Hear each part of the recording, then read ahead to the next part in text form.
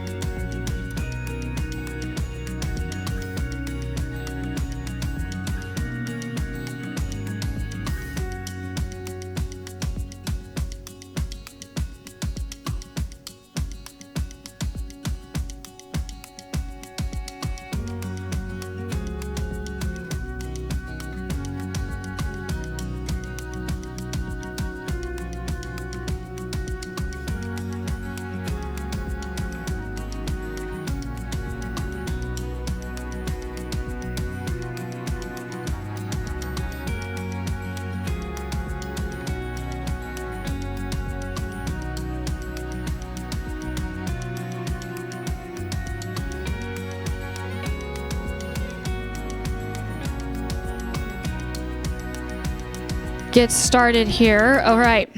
Thank you, everyone. The June 4th, 2025 regular board meeting is called to order at 4:20 p.m. We would like to acknowledge that we are on ancestral lands and the traditional territories of the Puget Sound Coast Salish people. Ms. Wilson-Jones, the roll call, please. Vice President Briggs. Here. Director Clark. Present. Director Hersey. Here. Director Mizrahi. Present. Director Rankin. Here. Do we have Director Sarju? President Top. Here. Student Member Bragg.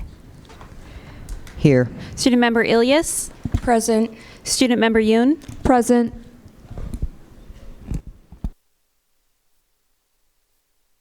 All right. So before we begin tonight, I want to take a moment and recognize and thank Miss Wilson-Jones. This will likely be her last time calling the roll for the Seattle School Board, marking the end of nearly 7 years in the board office. Tonight's meeting will be her 345th board meeting. She has served 17 directors and 6 presidents. On June 9th, Ms. Wilson-Jones will be transitioning to a new role. She's not going far. She'll be the Senior Assistant General Counsel on SPS's legal team, and we're incredibly excited for her next chapter. But it goes without saying, we will miss her a lot. Fortunately, she won't be too far, so if we have questions, we can always come and ask. So yes, thank you. So, Ms. Wilson-Jones, thank you for your years of service, for your wisdom, your grace, and your unshakable presence. We are better for it, and we wish you nothing but success in your next role. So with that, I'm going to now turn it over to Chief Operating Officer Fred Podesta for comments on behalf of the superintendent.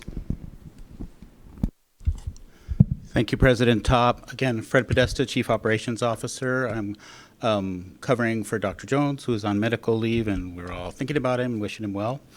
As we get into our last 2 weeks of the 24-25 school year, we've had a lot of reasons to celebrate lately.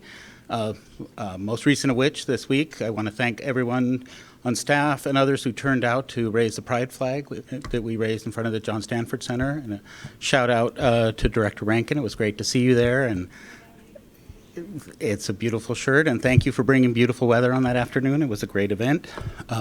Last Friday, the Kingmakers had their crowning ceremony, and that was a wonderful event as well. I would recommend everyone go. That is one of the most joyful things that happens in Seattle Public Schools. It's an annual event that recognizes the hard work and the achievements of students, of African American students who participate in our mentoring and our programs sponsored by the AAMA. Yesterday, in this room, we were joined by many of our partners, our community partners that help with college and career readiness. More than 30 organizations came with sponsorship from our partners at the city's Department of Education and Early Learning. There was a student panel that described how all the supports that we get in this area are helping them and helping the district and students directly with our graduation and life ready goals. And we're right on the cusp of graduations, the most joyous time at Seattle Public Schools. This particular year, for those commencement ceremonies that take place in Memorial Stadium, that'll be the last round in the current facility, which is an item on your agenda tonight. We'll be working to redevelop the stadium starting this summer. And then thank you for everyone that's joining us here tonight. Thank you for the students who have joined us tonight to make their voices heard. We're going to have a discussion about student safety and some of the policy recommendations that we're bringing to the board later tonight. And we all have many opinions about this. This is a complex subject and really can only be successful. We hear from everybody. So I appreciate people making their voices heard. And I'll turn it back to you, President Top. Thank you. We are moved now to student board members. I think we'll start with Director Yoon. Oh, thank you, President Top. First, thank you to everyone for all your work this school year on behalf of our students. We know this year was incredibly challenging for many, and we're especially grateful to those who listened when it wasn't easy and made space for our students. Before we close out the 2024-2025 school year, I want to take a moment to reflect on the journey we've had as student board members. This year, we've accomplished a lot to better support and engage with students. We've been active on social media, posting over 20 plus posts with board meeting summaries, our Friday Fact Day series, and promoting event outreach. We also conducted school visits to hold group discussions with students, attended the WASDA conference, collaborated with members of the Superintendent Student Advisory Board, and most recently helped lead the student engagement session for the superintendent search. But one of our main goals this year was to restructure the student board member policy, also known as Policy 1250, and make it more organized for future cohorts. Since this is only the third year of the program, it's understandable that some responsibilities were unclear. So we saw this as an opportunity, a chance to rebuild the structure, lay a strong foundation, and establish a clear system that outlines expectations, responsibilities, and a sense of collective purpose. A key step in achieving this was revising the student board member policy 1250. I'm just going to highlight that aspect as I aforementioned. Director Rankin and I have been meeting consistently for over a month now, almost every Sunday morning, to revise the policy. And we'll be sharing it as an informational item for everyone to review the edits we've made. I won't go into detail about what edits we specifically made, as that would take a lot of time. But I just want to emphasize that this work didn't begin just a month ago. It's been a priority for us since the very beginning of our term in September. Early on in our term, we met with Deputy Chief of Staff Eric Urchie, who helped us build a yearly calendar with monthly goals. And while we haven't hit every milestone exactly as planned, this policy revision is something we've made consistent progress on throughout the year. After attending the WASDA conference last November, we joined the WASDA Student Network and have stayed in contact with student board members from other districts to learn how their programs operate and how their policies support student board members. In fact, we used the WASDA model to reformat our policy. This work matters not just to us, but to all SPS students, because our roles and responsibilities directly impact how effectively we represent our peers. I feel that we can't use this position to its full potential unless we have a clear structure in place. And I'm not saying this one policy will solve every challenge we face this year, but it's a meaningful step towards shifting a culture that too often leaves student leadership roles undefined and performative. We want to build a system that holds us accountable as well, because accountability brings transparency, and transparency shows students that we truly care about what they think. I don't want to do things, or we don't want to do things just for the sake of doing them. It's not about checking boxes or completing a list to say we did our job. I want this work to have purpose and to lead to something. I want it to lead to change. And next time, I really want to say we're doing this and this because it moves us closer to this goal. And this policy would help create the structure to make that kind of intentional, purpose-driven work. Thank you. Thank you, Director Yoon. Director Elias? Good evening. Since this is our last regular board meeting this year, I wanted to take a moment and reflect on the progress we've made as student board members. I mean, Director Yoon has done a great job covering that, so I guess I'll just skip that. When I first joined, there was no clear guide, handbook, just the understanding that students observe a seat at the table, and that I really wanted to make a change. Over the past year, through consistent collaboration with Director Rankin and others, we've helped shape the position into something more defined, more supported, and more reflective of what student voice can actually look like in practice.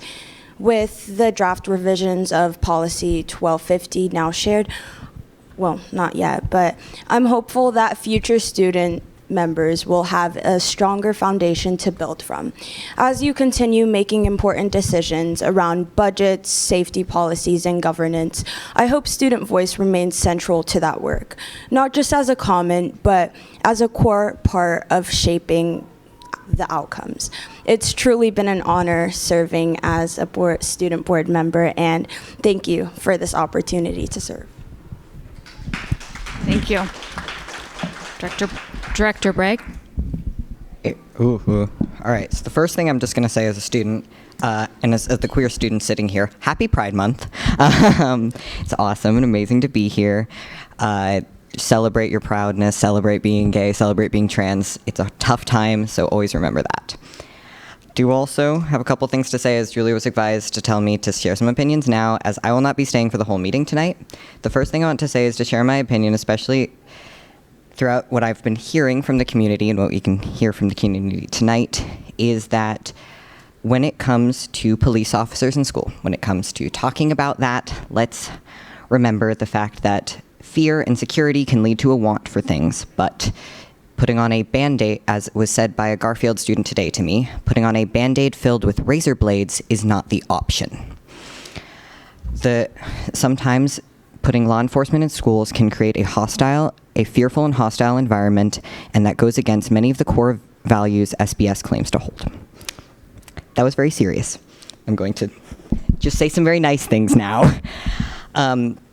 This opportunity has been one of the most amazing things in my life. It has shown me how to speak, and I want to share that with all of you, and share that especially with students and directors staring at me right now. Talking to legislators, being able to talk to going to conferences, and has helped me find my voice and helped me find the fact that it is absolutely terrifying to speak up. And it is also hard for a lot of adults in the world to tell students to speak up.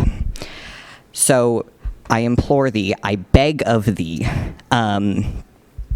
if you are an adult sitting here, if you are a teacher, an educator, or a staff member, please, please bring up student voices. Please, please make them unafraid to speak. And if you are a student, be unafraid and say it, or be terrified and say it anyways, because it needs to be said. To the people, thank you to the people who made me unafraid, such as director sitting here today, President Top, Director Rankin, and even more to many of the people who've helped me along my journey, Ms. Scott, Ms. Pentecost, and Ms. Myers. Thank you for being the reason I'm here and the reason I'm able to say this. Thank you to so many board directors and staff for making this all possible, for making the students be able to have that change and to have a change that we now see possible. To be able to see that this is not a position made for performative action. This is so we listen to it. And thank you to the community for hearing our voices, and please continue to do so. So what I will leave you with is I cannot wait to see who sits in these seats next, who shares their opinions next. But never forget why this position exists. Listen to students. Ask them how they are. And most of all, remember, this is all for them. Thank you. Thank you. We had a small celebration for our student board directors before our meeting today, and I shared these notes, so they're going to have to hear it again.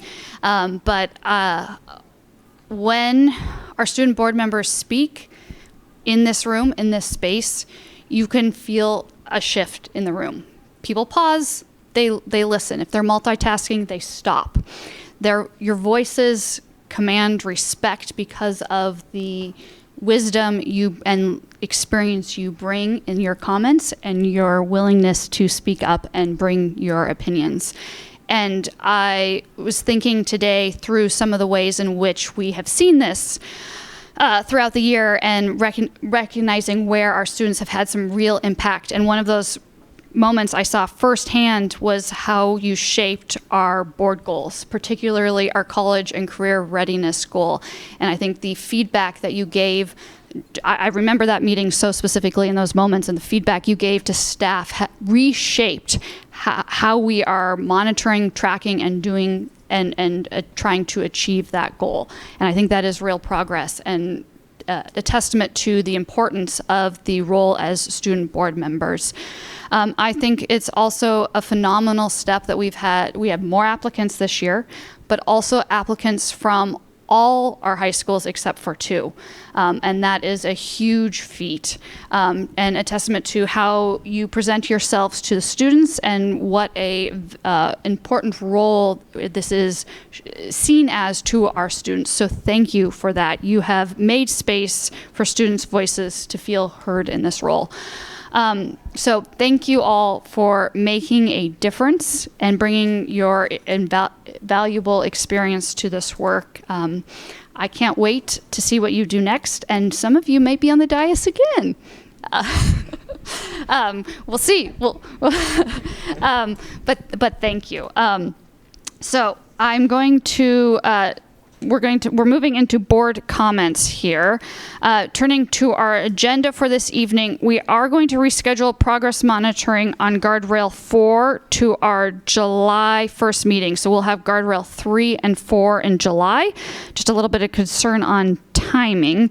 I'm also going to briefly walk through the plan for reviewing the 25-26 budget proposal tonight.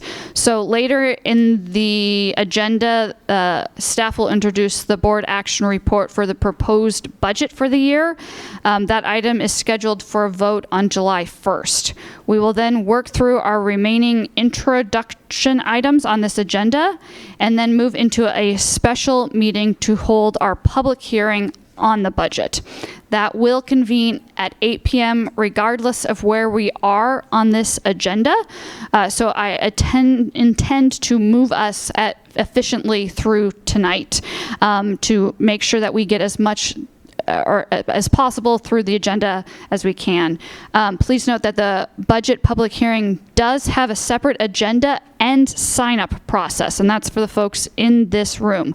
If you are interested in providing testimony during the hearing and you're remote, please go to the hearing agenda and follow the link for remote testimony sign-ups.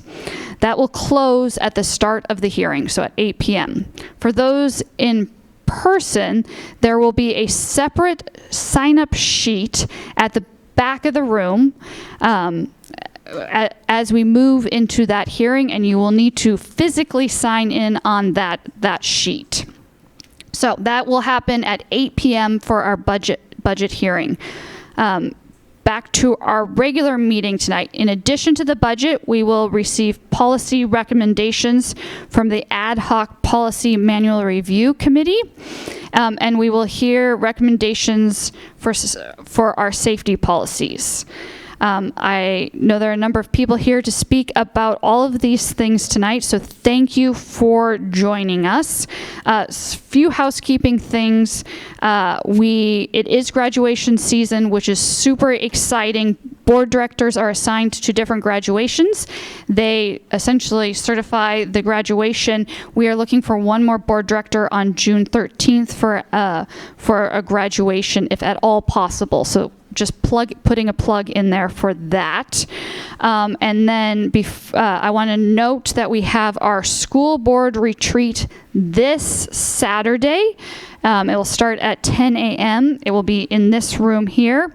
So please join, or board members, just a reminder that that is happening. And then finally, before we go on to additional committee and liaison updates, we have HYA here, our superintendent search firm, and I'm going to briefly hand it off to Micah Ali to give us a quick update on our search process. But he will be back again on Saturday for us to go into a more in-depth conversation. So this is a quick update, and then we will have another update and more time for discussion on Saturday during our retreat. So hoping technology works, and Mr. Ali, you have the floor. Good afternoon, everyone. It's a pleasure to be with you. I do apologize for my inability to appear via camera, but we're ready to rock and roll. So why don't we launch the presentation?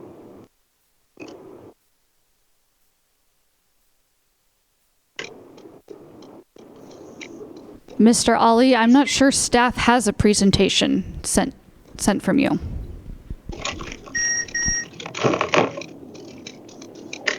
Okay. Ms. Vincent, can you share the screen with Ms. Vincent? By any chance?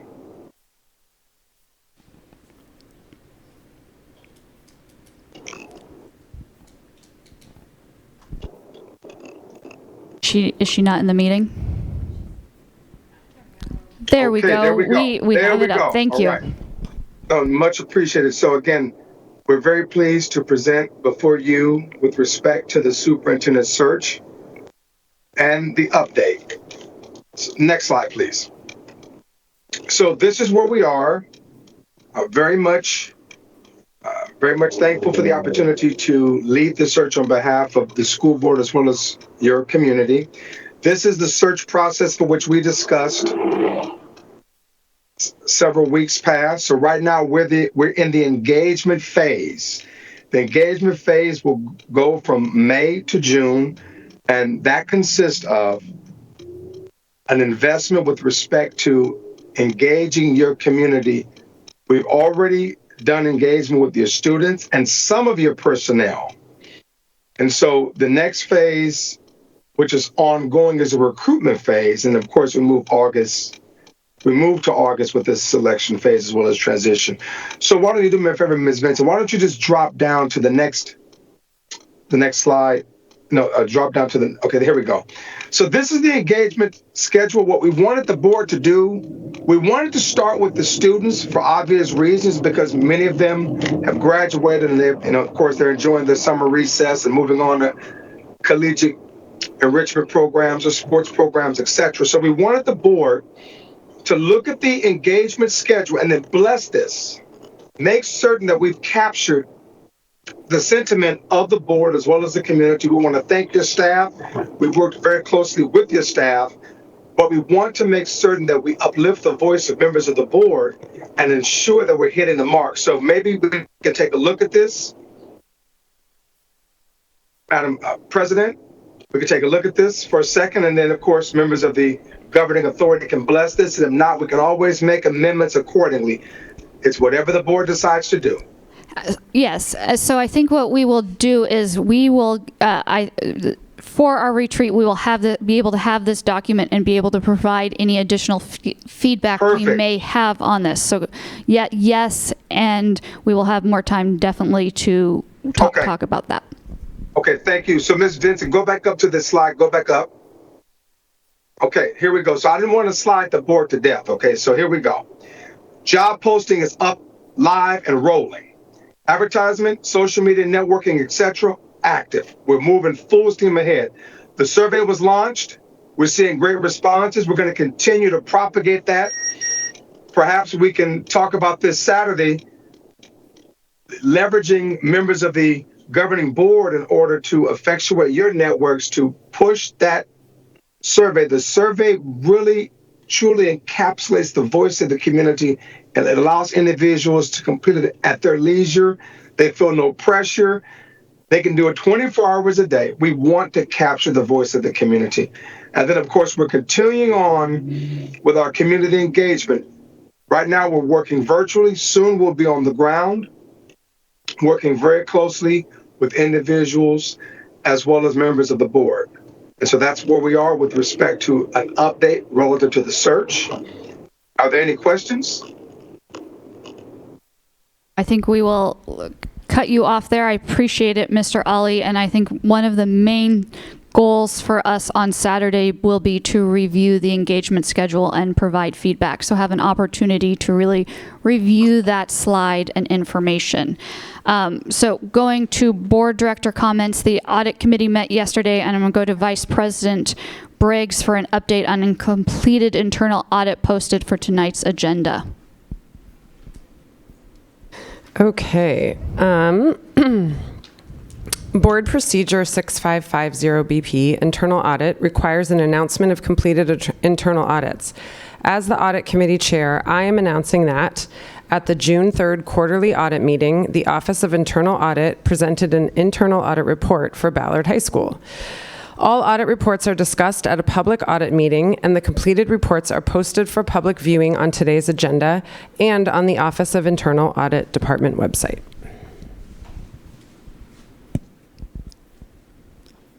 Thank you, Director Briggs. So now we will move on to committee chairs and liaison reports.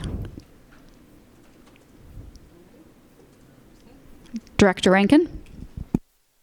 Thank you. Yeah, I have a few things. First, I'm going to start with a couple positive things because I used to be a very hopeful person, and being on this board this is my second term now, the optimism has been sort of crushed out of me. So I'm anticipating rather negative comments throughout the rest of the board meetings. I'm going to start with something positive, which is that Beacon Hill International has had an annual Young Authors Day where students read their work to guest listeners.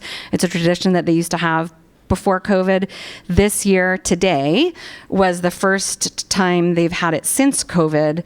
And I wanted to shout out and say thank you to educator Nisha Daniel for inviting me. I think Michelle was also there, although we didn't see each other, but it was really, really a joy, and our students are so amazing.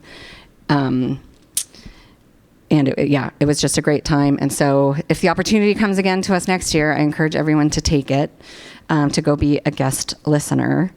I also was invited to the Native American Education Program's Moving Up ceremony, which is unfortunately in about half an hour from now. And so I wasn't able to go, but I wanted to give a big congratulations and thank you to the students, families, and staff of students in the Native Ed program. The first Friday in June is National Gun Violence Awareness Day, which is this Friday, June 6th, in 2 days. The board has recognized this in the past with a resolution, and the district has annually done a declaration. I am disappointed that I don't see that this year, and I'm not sure why.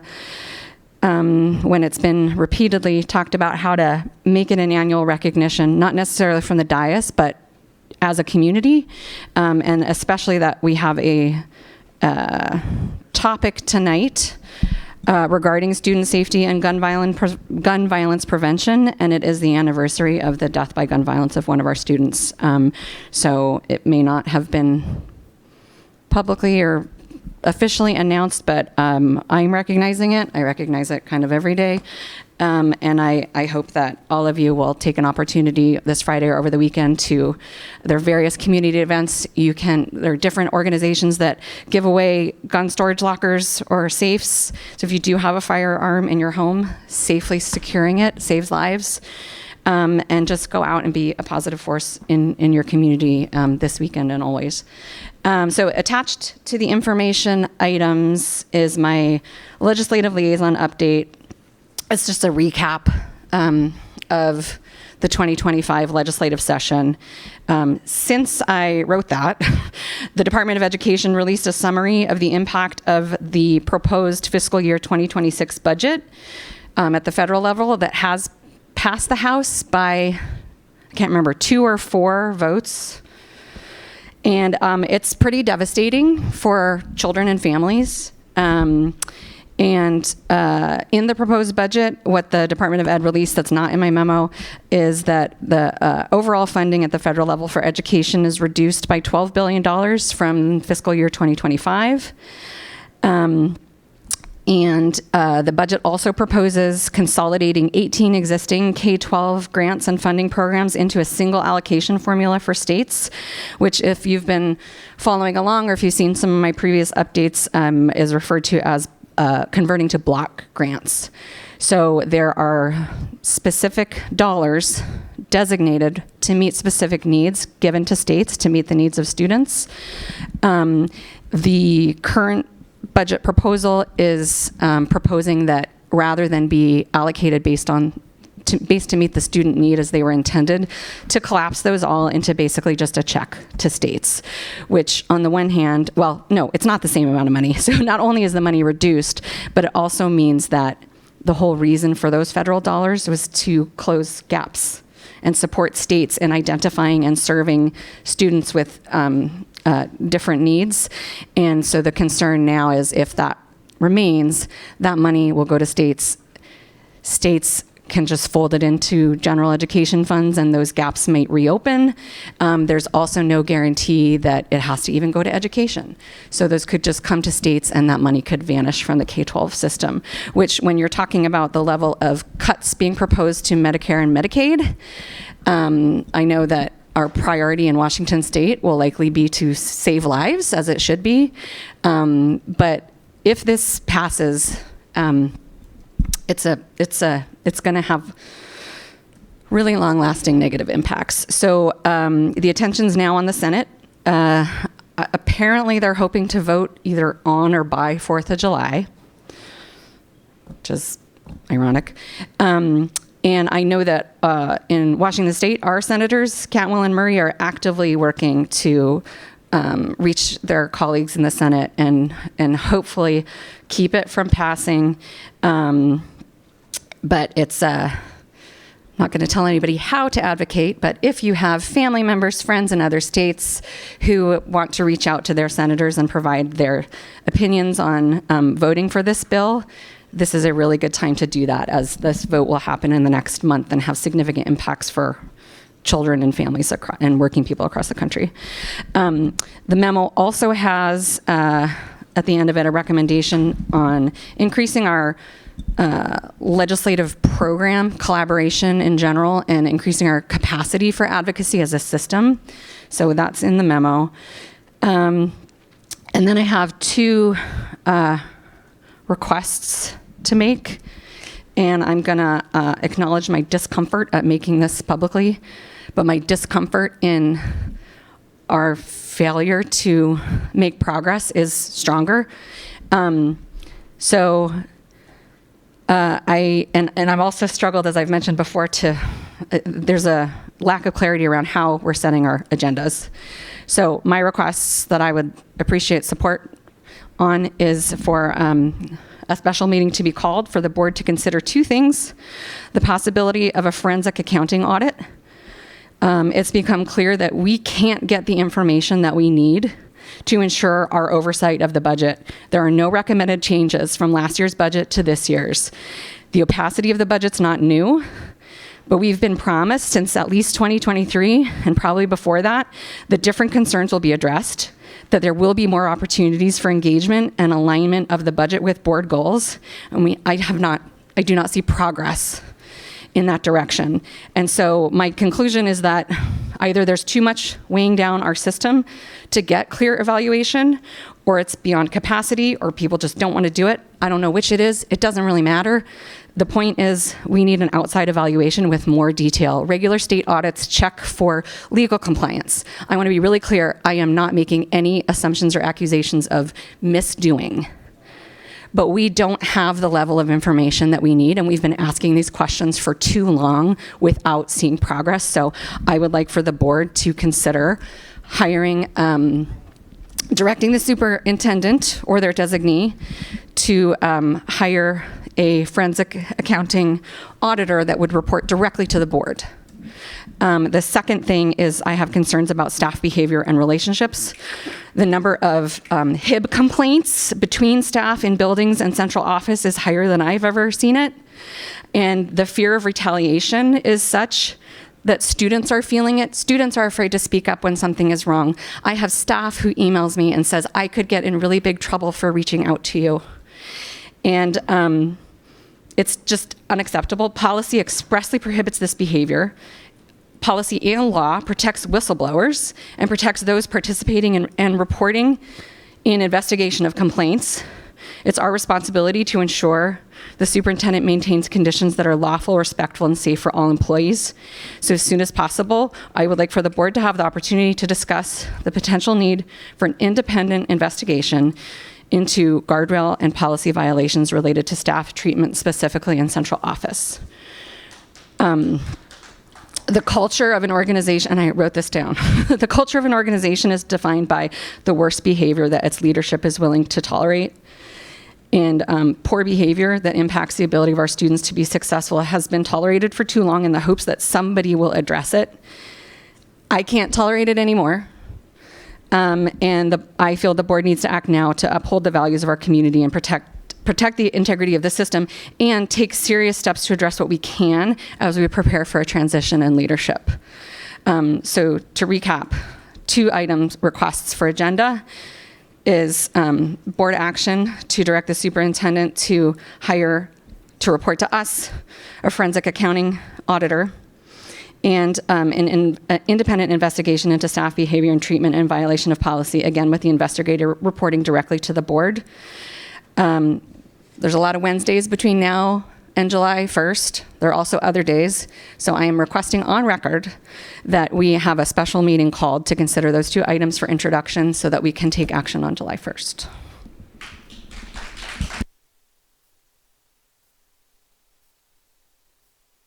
All right. Other committee or liaison reports? Director Sarju.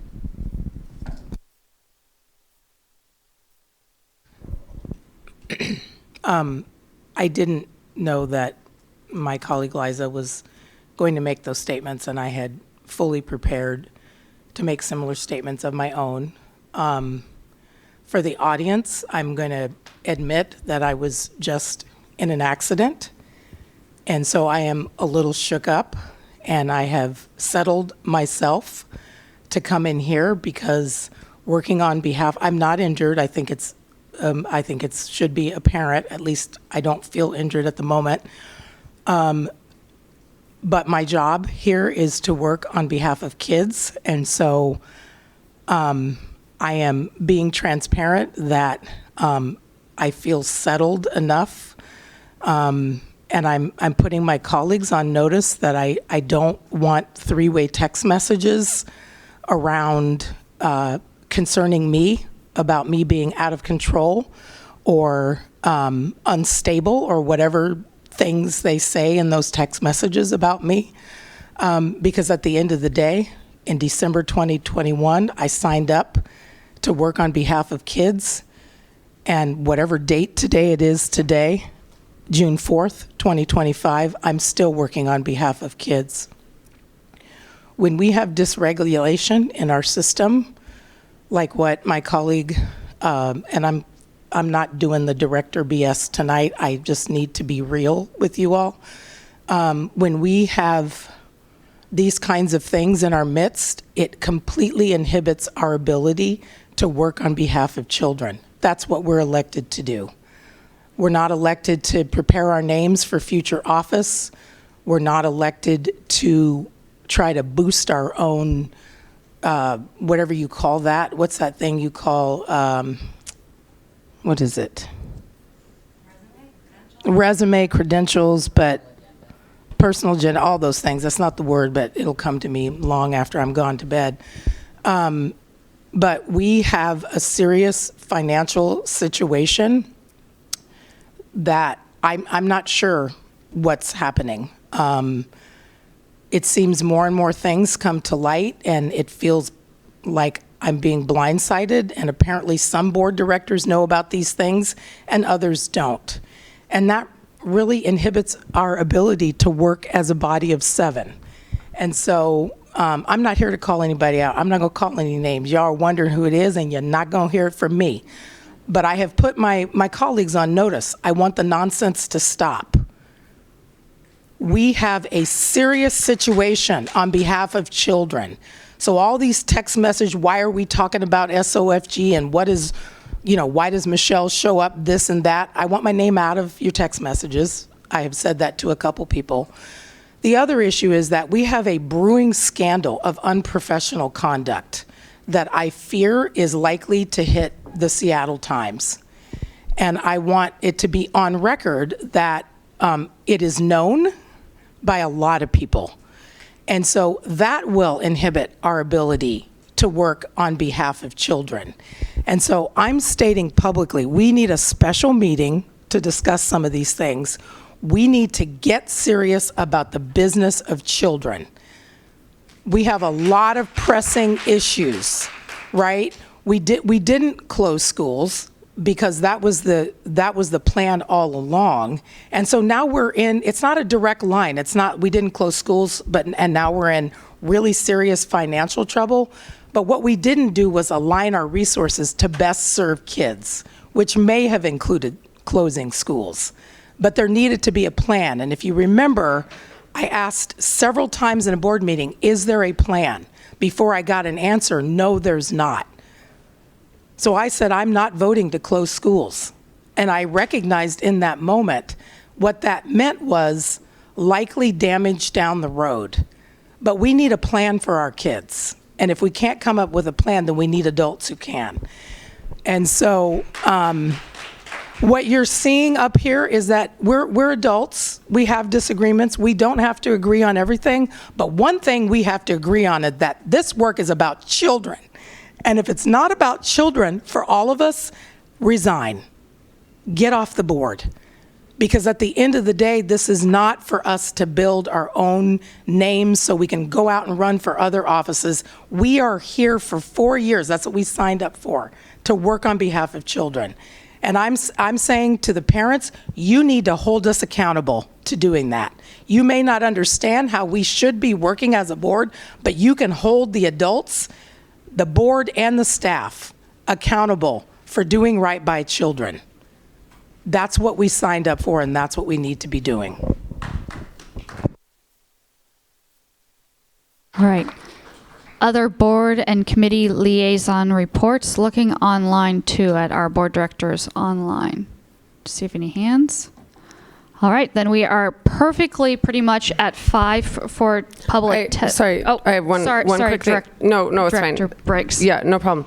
I just wanted to officially also advocate for a executive session publicly as the third board member to request that. Thank you. All right. We are moving into public testimony. It is 5 o'clock. Board Procedure 1430 BP provides our rules for testimony. The board expects the same standard of civility for those participating in public comment as the board expects of itself. As board president, I have the right to, and I will interrupt any speaker who fails to observe the standard of civility required by our procedure. A speaker who refuses or fails to comply with these guidelines or who otherwise substantially disrupts the orderly operation of the meeting may be asked to leave.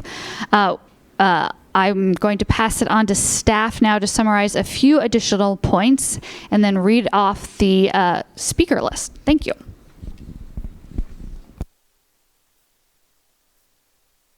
Thank you, President Top. Apologies, don't have the right document. The board will take testimony today from those on the testimony list and will go to the waiting list if we are missing speakers. Please wait until called to approach the podium or to unmute, and only one person may speak at a time. The board's procedure provides that most of your time should be spent on the topic you signed up to speak about. Speakers may cede their time to another person, but this must be done when the listed speaker is called. If you're online right now, if you could go ahead and mute on your device, we're able to hear you in the room.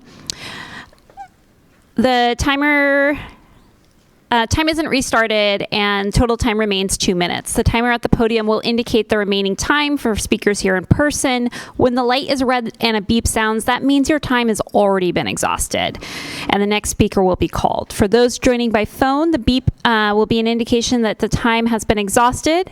Moving into our list now, for those joining by phone, please do press *6 to unmute on the conference line.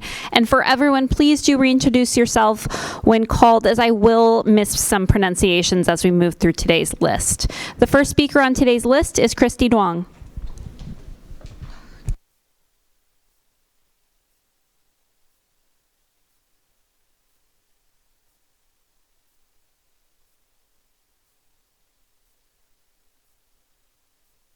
And just a second as we get mics turned on.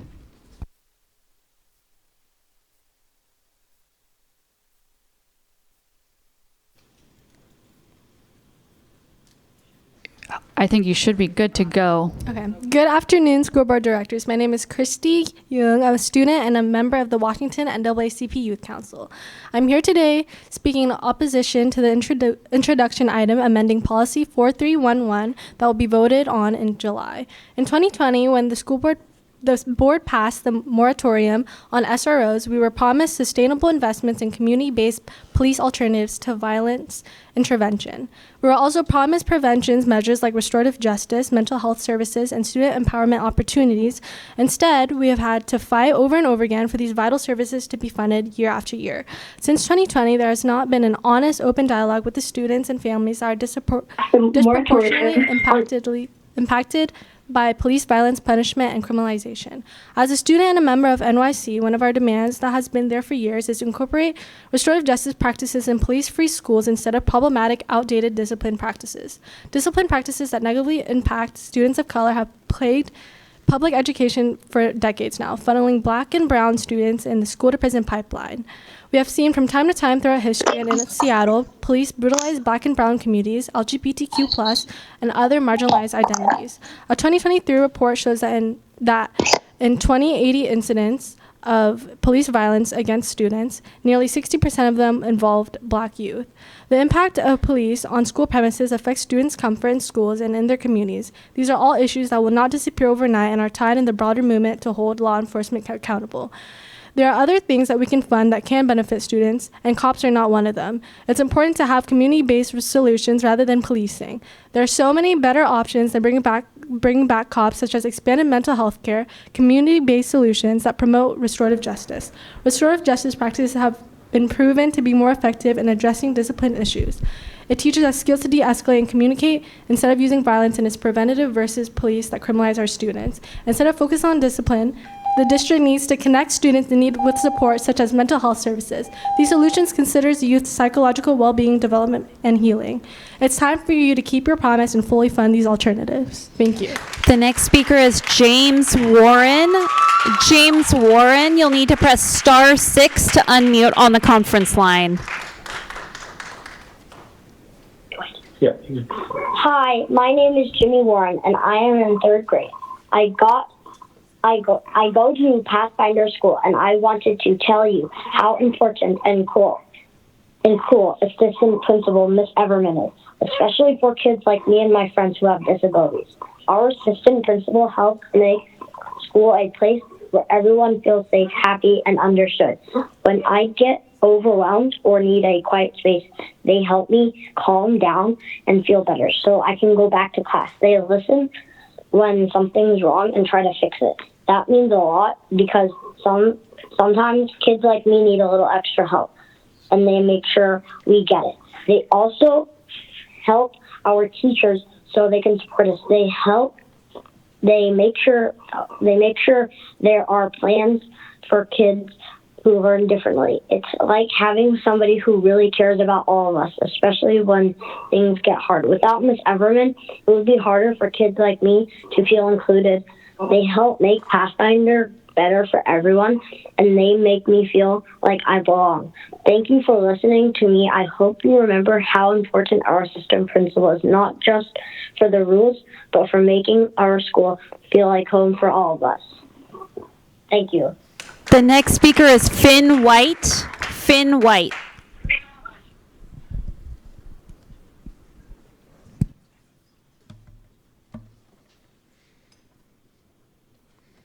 Good afternoon, school board directors. My name is Finn. I'm a senior at West Seattle High School.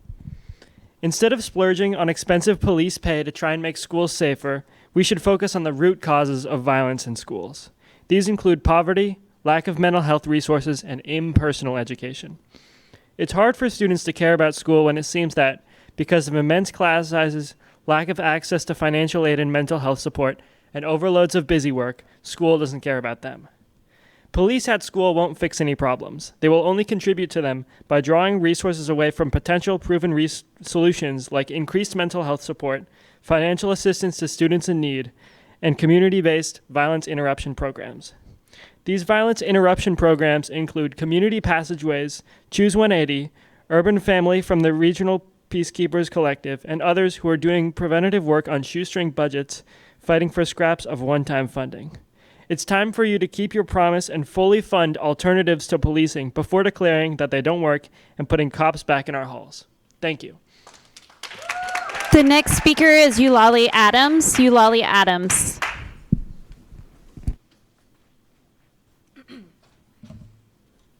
Hello, board members. My name is Eulalie Adams. I'm a senior at Garfield High School. Today I wanted to discuss about bringing police back on campus. I think this is not a great idea due to the fact of having police on campus. Sorry, okay. Can I restart? Yeah. Thank you.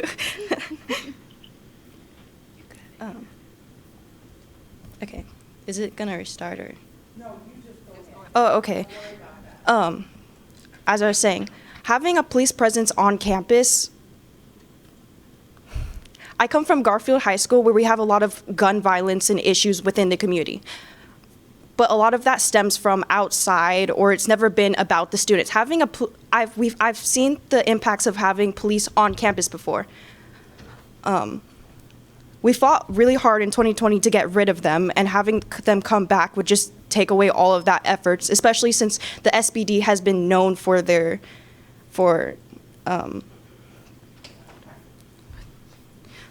for their racial profiling and many other things, in which Garfield is a predominantly black school with many students of color.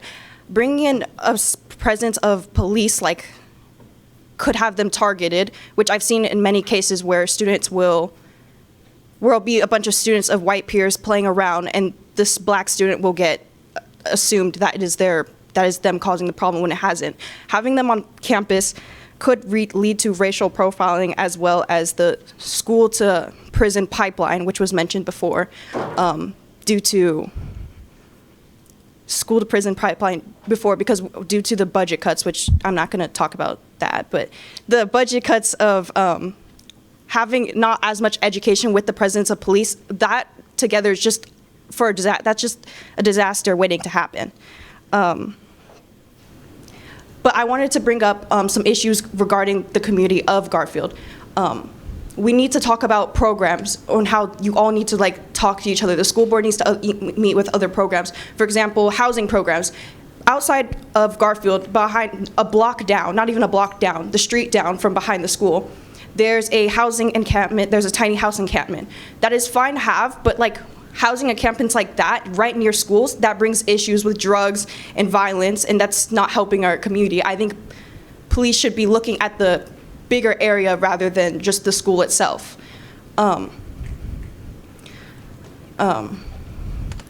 So I was just saying, I wanted to bring notice to that, where how these programs, you're not in touch with one each other so that you can work together to help with these problems. Because example, those tiny homes, I know, for example, there's drug dealers posted up right there. That is easy access for students to get a hold of drugs and other types of things. That brings violence to the school and the surrounding area, which I think that the school needs to be aware of and get in contact and communication with. I just wanted to add that the police, I am not fully against the police being around the campus, but I don't think they should be on campus for the fact that they are there for discipline matters. Having them there,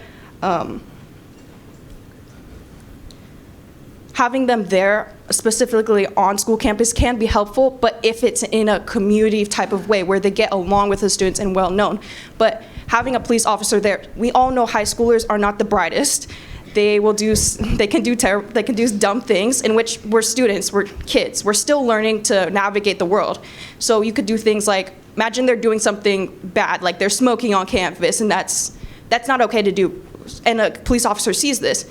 They could be charged for doing something under the influence, and now that's on their record.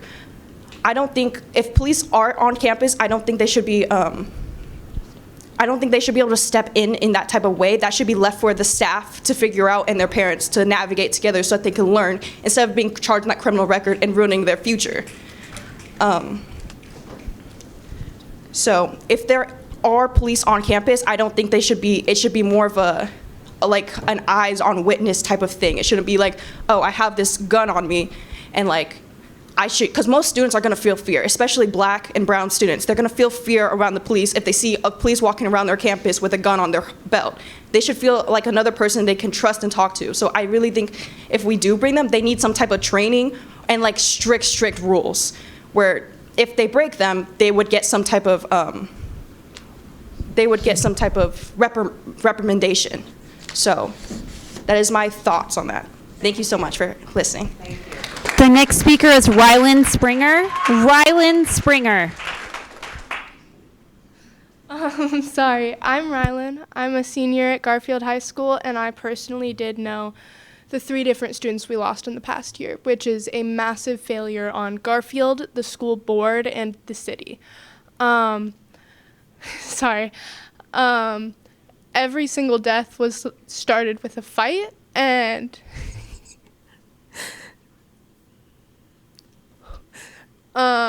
there's a big problem with how we handle intervention with those fights. I've seen Garfield and the school board and Seattle handle conflict by silencing it rather than teaching students how to handle them and solving the issue, which leads to extreme measures. And I've also noticed that if we're gonna have a cop, they can't be there for the sake of punishing the students. They need to be there for the sake of making sure that adults coming to the school isn't happening, because that's what's killing our kids. And I think that I spoke to, I spoke to a bunch of teachers from my school. And they mentioned that, sorry.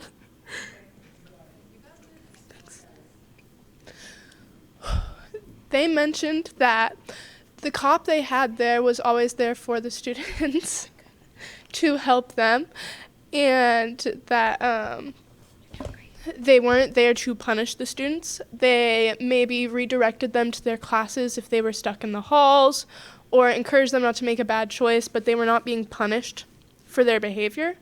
And the students at Garfield don't trust the police. The police have consistently failed us. We shouldn't have this many shootings. We shouldn't have this violence. And until that can be stopped, we can't trust them. They've consistently shown that they're going to hurt our students, specifically our people of color in our school. And I think that until they need to earn our trust, not expect it. And to do that, they should spend like a year just being there and meeting the community rather than expecting that we let them in willingly and trust them all of a sudden. And I think we need intervention specialists. If we're going to bring cops, we need the workers to help students as well, not just punish them. And I'd also like to do a really quick moment to appreciate and recognize the death of Amar Murphy Payne, Salvador Jr. Granillo, and Solomon. Thank you. The next speaker is Chris Jackins.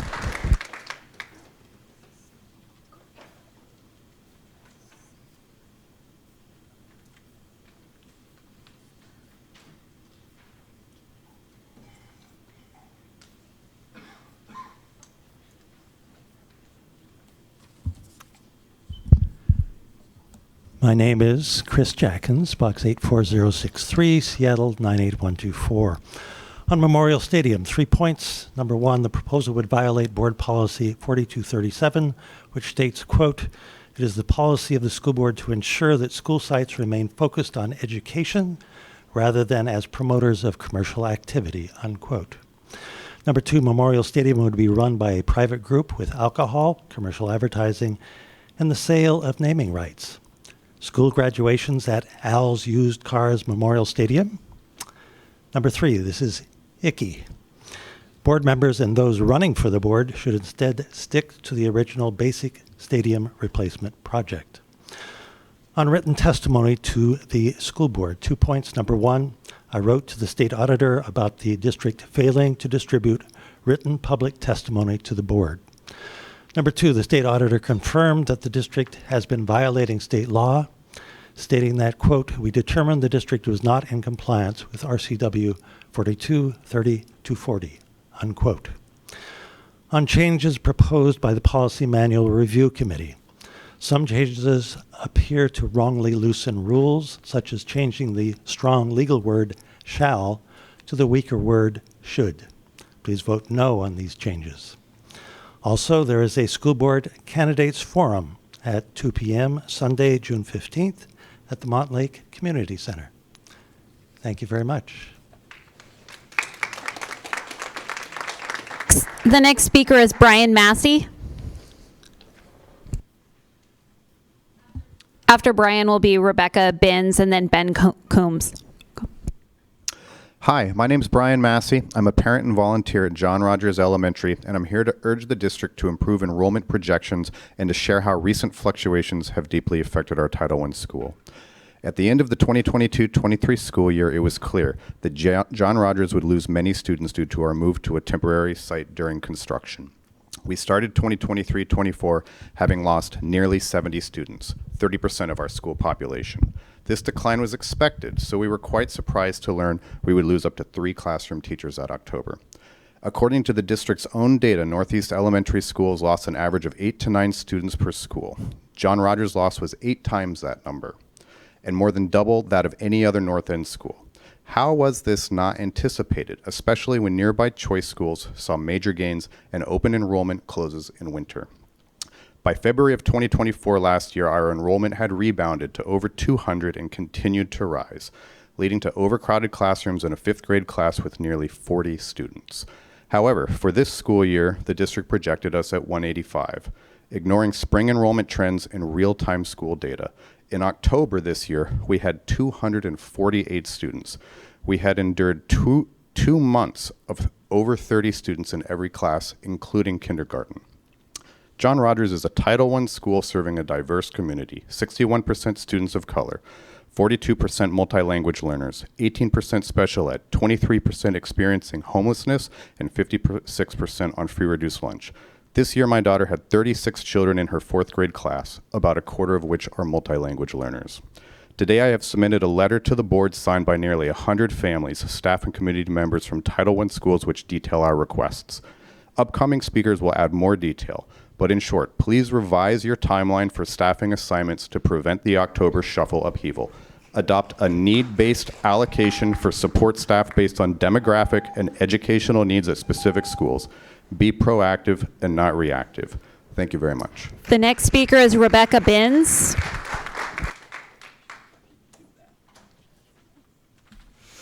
Hello, I'm Rebecca Binns, Graham Hill parent, former SPS teacher, and I'm here to share information about the disproportionate impact that current staffing policies have on majority BIPOC and high poverty schools. Nearly half of all elementary and K-8 students in Southeast attend schools understaffed by a minimum of 1 teacher. I have distributed reports so that you can dig into the details as the nearly 9,000 high poverty students in Seattle, half of whom live in Southeast, deserve more than 2 minutes of your time. I am here to inform you before the budget is finalized so that these policies can be changed, because the harm they cause is falling largely on our poorest, most vulnerable children.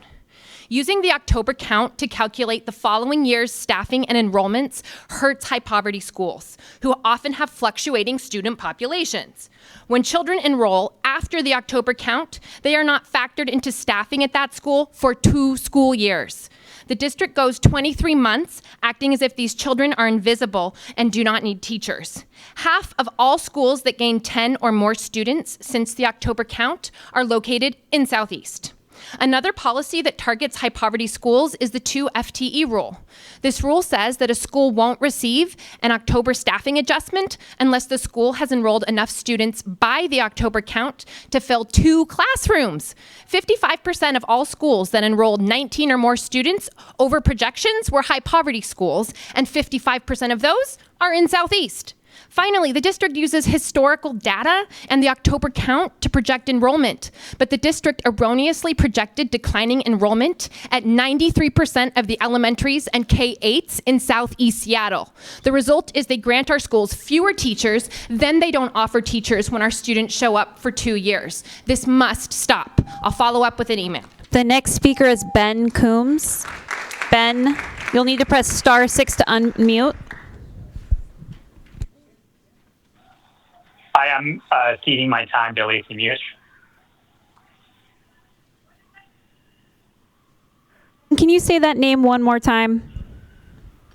Hi, I'm Lacey Mute. Hi, yeah, thanks. Ben, I'm a John Rogers Elementary School parent and volunteer, and I'm also speaking today to urge reforms to enrollment planning policies and resource allocation models that have adversely affected our school. John Rogers is one of many Title I schools harmed by these policies. In fact, this year, 70% of SPS Title I schools began fall with more students than projected by SPS formulas. On average, these Tier 1 schools were over-enrolled by 26 students, which would warrant an additional full-time teacher. Meanwhile, only 43% of non-Title I schools were over-enrolled, making this a system-wide inequity. The October count and resulting staffing reassignments compound these inequities. Kids in overcrowded classes lose months of learning before reassessment happens, while kids in schools that lose or gain teachers are disrupted by quickly cobbled together reassignments, mergers, and even split grade classes. This all happens just before Thanksgiving and winter break, effectively delaying any real stability until the new year. We believe that the overly flexible enrollment calendar is a major cause of the instability, since staffing assignments are made long before option school waitlists close in August.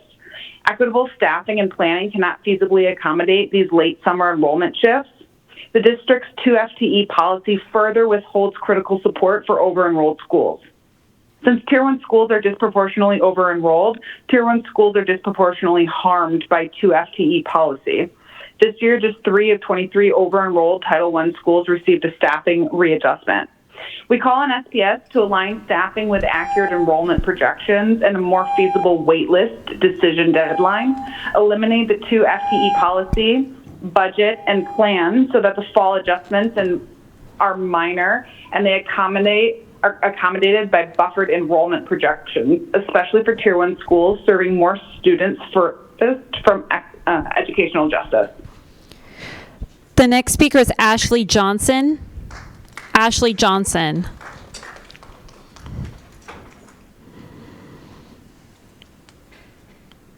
Ashley, you need to press *6 to unmute.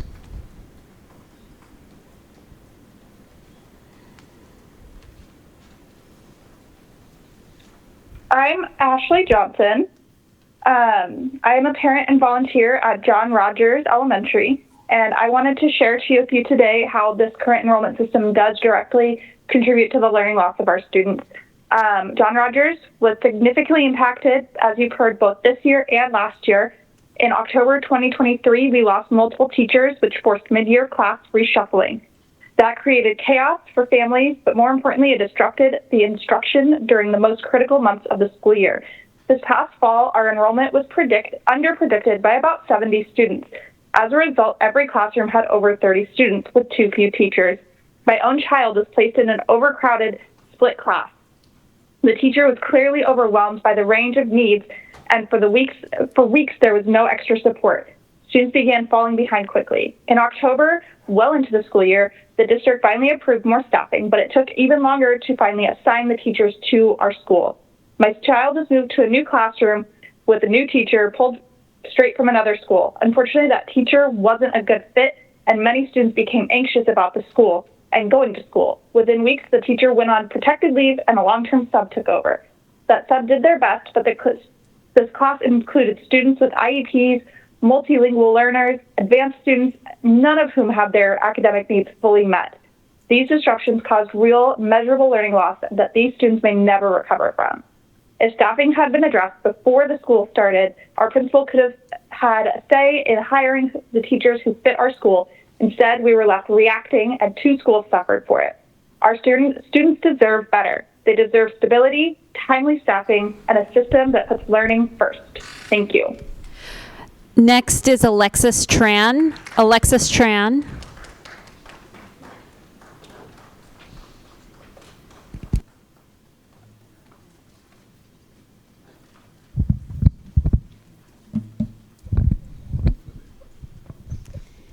Good afternoon, school board directors. My name is Alexis Tran. I'm a current junior in high school, as well as a member of the NAACP Youth Council, and I'm here speaking in opposition to the introduction item amending Policy 4311. We've seen what happens when schools rely on policing. Rather than building trust or responding to the underlying conditions students face, it creates a climate of fear and exclusion. Studies show that having an officer in school leads up to a 400% increase in the number of students charged for disorderly conduct. This fuels the school-to-prison pipeline, pushing students, especially students of color, out of the classroom and into the criminal justice system. SEOs reinforce zero-intolerance policies that punish instead of support, that criminalize trauma rather than address it. What students truly need is support. They need more school counselors, more psychologists, and restorative justice practices that foster accountability, healing, and community. These are the tools that strengthen relationships, uplift student voices, and help resolve conflict in meaningful, lasting ways. If we're serious about safety, we have to be honest about what it takes. Safety comes from meeting students' needs before harm occurs, not reacting after the fact with punishment. Mental health struggles and trauma don't go away with the presence of a uniform.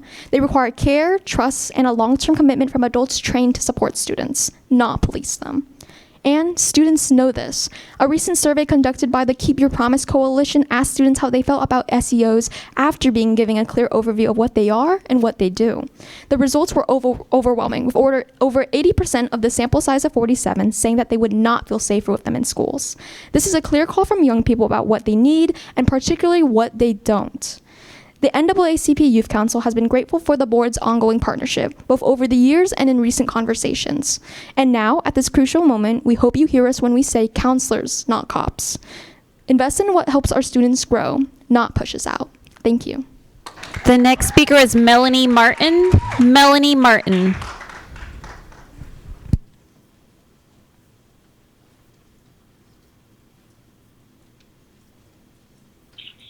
Hi, I'm Melanie Martin, a parent and classroom volunteer at John Rogers Elementary. The SPS enrollment formulas have failed to account for shifting demographics in our Lake City neighborhood, which include refugee and immigrant families, families experiencing homelessness, and new low and mixed income housing construction. Between winter and spring of 2024, John Rogers enrollment began to increase substantially from the fall, resulting in overcrowded classes in spaces too small to accommodate them, but no additional teacher support due to the 2 FTE policy. Perplexingly, these enrollment issues were not addressed at the start of fall of 2024, and in fact got worse. I began volunteering to help out in my second graders class after other parent volunteers asked for help, describing the class as operating in, quote, triage mode. Now, my son is from a well-educated and affluent family, and he will ultimately be fine. But there are many other kids in his class, the ones that I most often work with, who may not be fine. These include an incredibly bright Spanish-speaking student who spends most of her day effectively cut off from instruction because we do not have adequate multi-language learning support staff for a school that is over 40% multi-language learners. It includes the kids whose reading and math are well below grade level, but who do start to get it with a little extra explanation and individualized encouragement, yet they're not getting that attention consistently in a chaotic classroom that is the direct result of SPS enrollment and allocation inequities. To be perfectly clear, I love John Rogers. My kids love John Rogers. I am proud to be part of our diverse community, and I am so grateful for the effort our principal, staff, and teachers dedicate to creating an inclusive space that all of our students benefit from. In many ways, John Rogers exemplifies the promise of Seattle Public Schools, but that promise is ultimately empty if we cannot allocate resources to adequately support all of our students, especially our most vulnerable students at Title I schools. Thank you. The next speaker is Caitlin Murdoch. Caitlin Murdoch.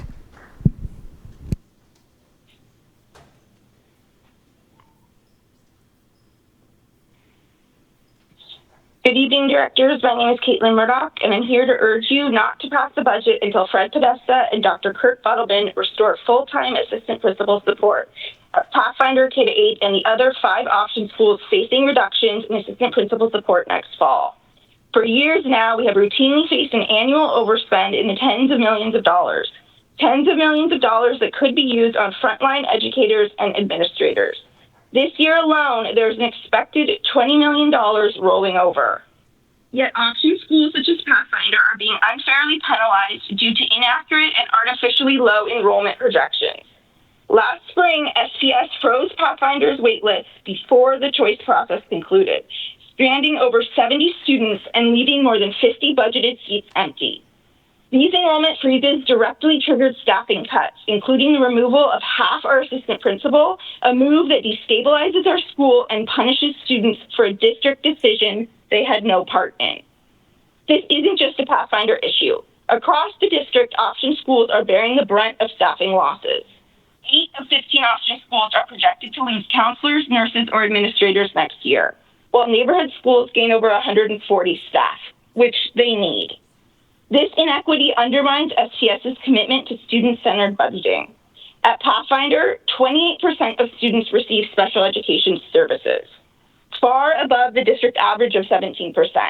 These students need a full-time assistant principal to coordinate services, support teachers, and ensure safety.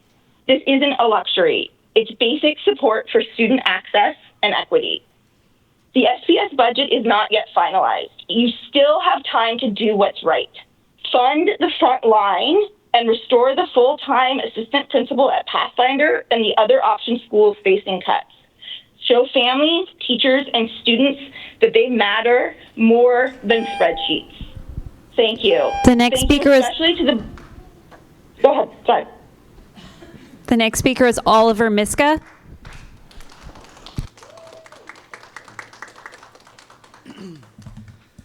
Good afternoon, school board directors. Thank you for your volunteer service. I just want to recognize that and the good faith effort you're making to engage in this complex issue.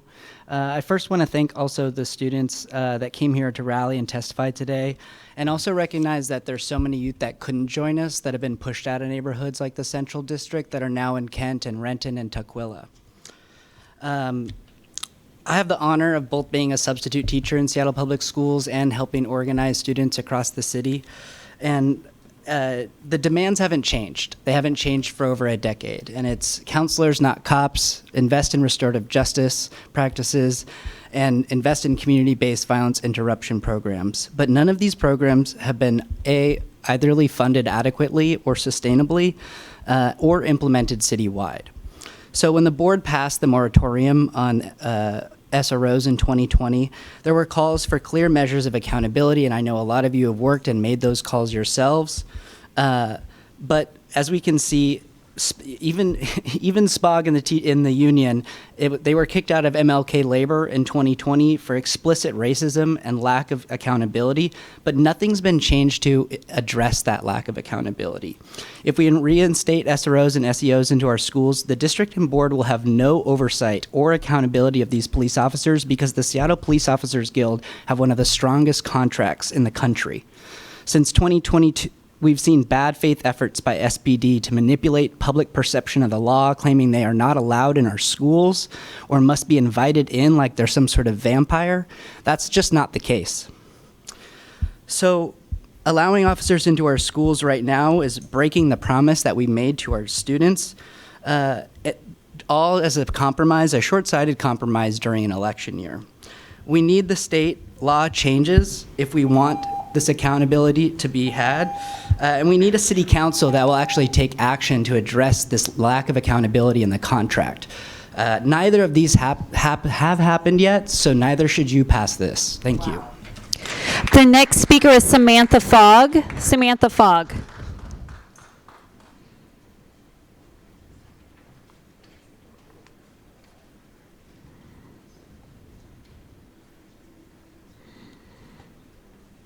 Samantha Fogg, you'll need to press *6 to unmute.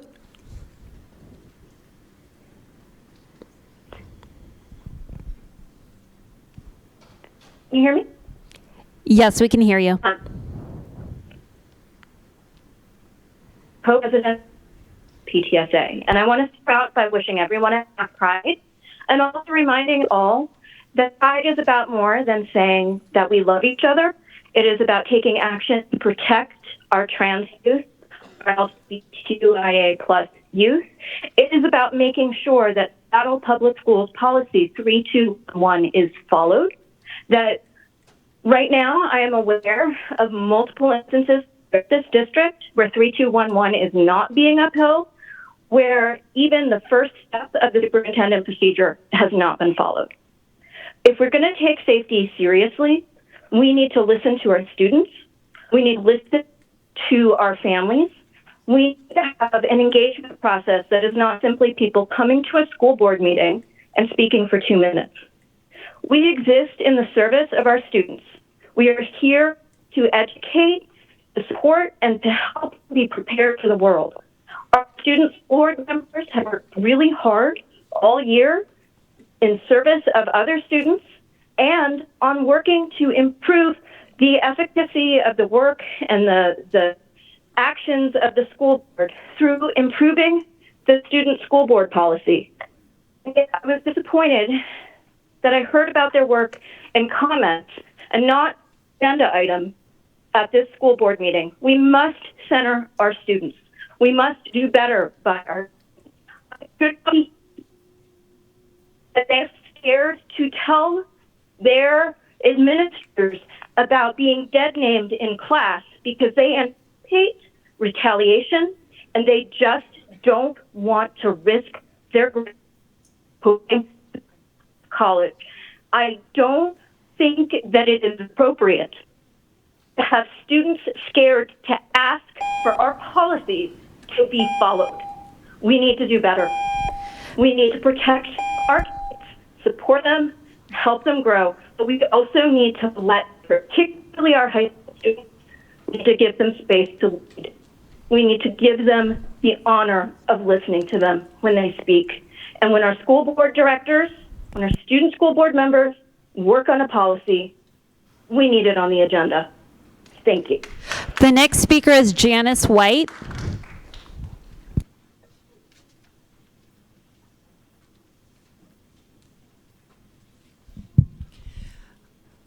I'm Janice White, and I'm the mom of 3 SPS graduates. 2 of my kids attended Garfield until 2023.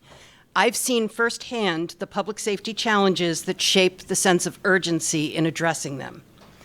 But I've also experienced the harm that can be caused by having armed police at schools. My autistic son's elementary school called the police on him, causing trauma.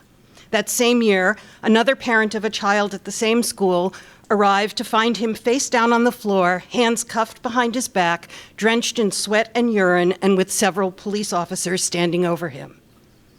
Studies have consistently shown that armed officers in schools perpetuate inequities for students of color, with disabilities, and other marginalized groups, with little evidence that they actually reduce or prevent violence. I believe we must expand the proven strategies that are already working in our schools, investing in community-based organizations that build strong relationships with our students and through serving their needs, interrupt and prevent violence. In addition, we should partner with SBD to increase patrols near schools, especially at key times when students are arriving and leaving and at lunch. Before we even consider bringing armed police back to any of our schools, we need to be sure that we have done deep community engagement. We need to ask whether there is training available that is effective to ensure that police officers will not cause harm to marginalized students. And we need accountability when families and students are concerned about potential misconduct. Thank you. The next speaker is Balvina Cortez. Balvina Cortez.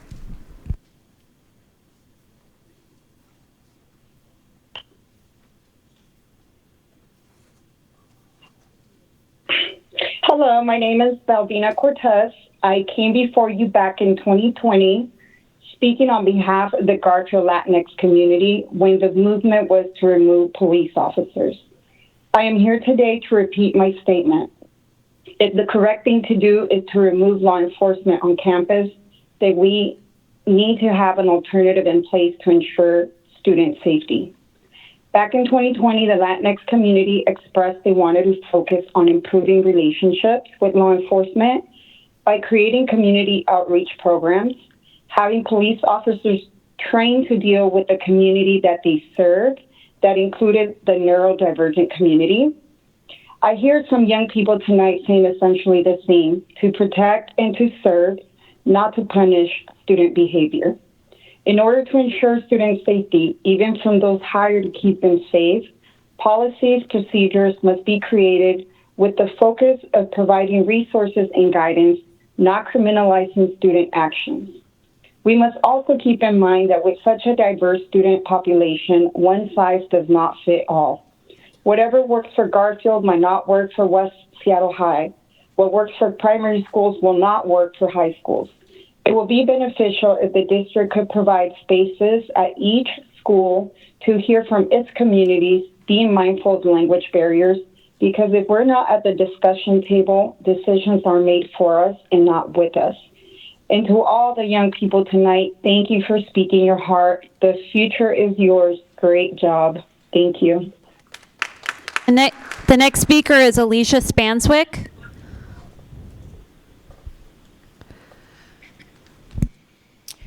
Good evening. My name is Alicia Spanswick, and I am the co-president of the Garfield PTSA, but I speak today only as a parent and community member. I want to address the issue of police in schools and the upcoming discussion about bringing a school engagement officer back to Garfield. These last couple of years at Garfield have been extremely traumatic for students and adults alike. We are in crisis. There have been 5 shootings on or near Garfield campus during the school day in the last 2 years. One ended a life, and another caused serious, life-changing injury. That is a crisis. I don't pretend to have all the answers to this complex issue, but one thing I do know, more trusted adults on campus is critical to ending that crisis. More adults include the amazing work of CBOs like Community Passageways and Wise Scholars, teachers, mental health professionals, and school staff. And I believe, under very specific constraints, that police could be part of this network of adults. I continue to hear that the SEO will not be part of discipline, and that is the bare minimum. I want this to be codified into the MOU specifically. The example that I've been using is to say, the SEO sees a fight and works to de-escalate that fight. That's great. Are they allowed to defer the discipline of the students involved in that fight to the school and act only as a witness? Or will they be obligated to conduct an arrest? Could they call in a separate unit if an arrest or charges needed to be filed? I don't know. All of that should be written into an MOU under officer's discretion. And if it cannot be, if SPD will not allow that, then I think we need to find other ways to ensure that they are officially not part of discipline, or they cannot be invited back to campus. The next speaker is Sarah Brome. After Sarah will be Erin Combs and then Castalia. Hi, I'm ceding my time to another Garfield student, Noah Funk. Good evening. My name is Noah Funk, and I go to Garfield High School. I love my school, and I trust the people inside of it. I feel safe inside of my school. However, every single day I walk up the stairs where Amara Murphy Payne was murdered last year. The problem isn't inside our school, it is outside. We need SEOs outside to help the problem. I want a safe environment for my students and my staff. This is our school. This is our community. This is our safety that we are talking about. We're the ones that show up every single day. I strongly support the emplacement of SEOs outside of Garfield High School. Thank you. The next speaker is Erin Combs.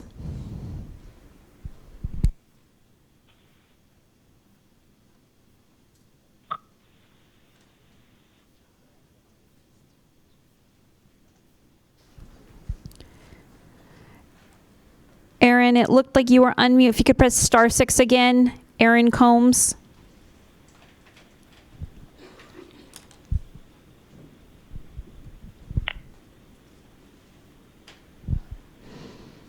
We're not able to hear you, Erin. I'm going to go to the next speaker and I'll come back around to you. The next speaker will be Castalia.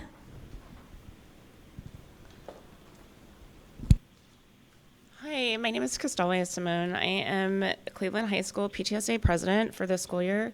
First, I want to thank President Top and Director Hersey and Director Clark for attending our Zoom meeting last week.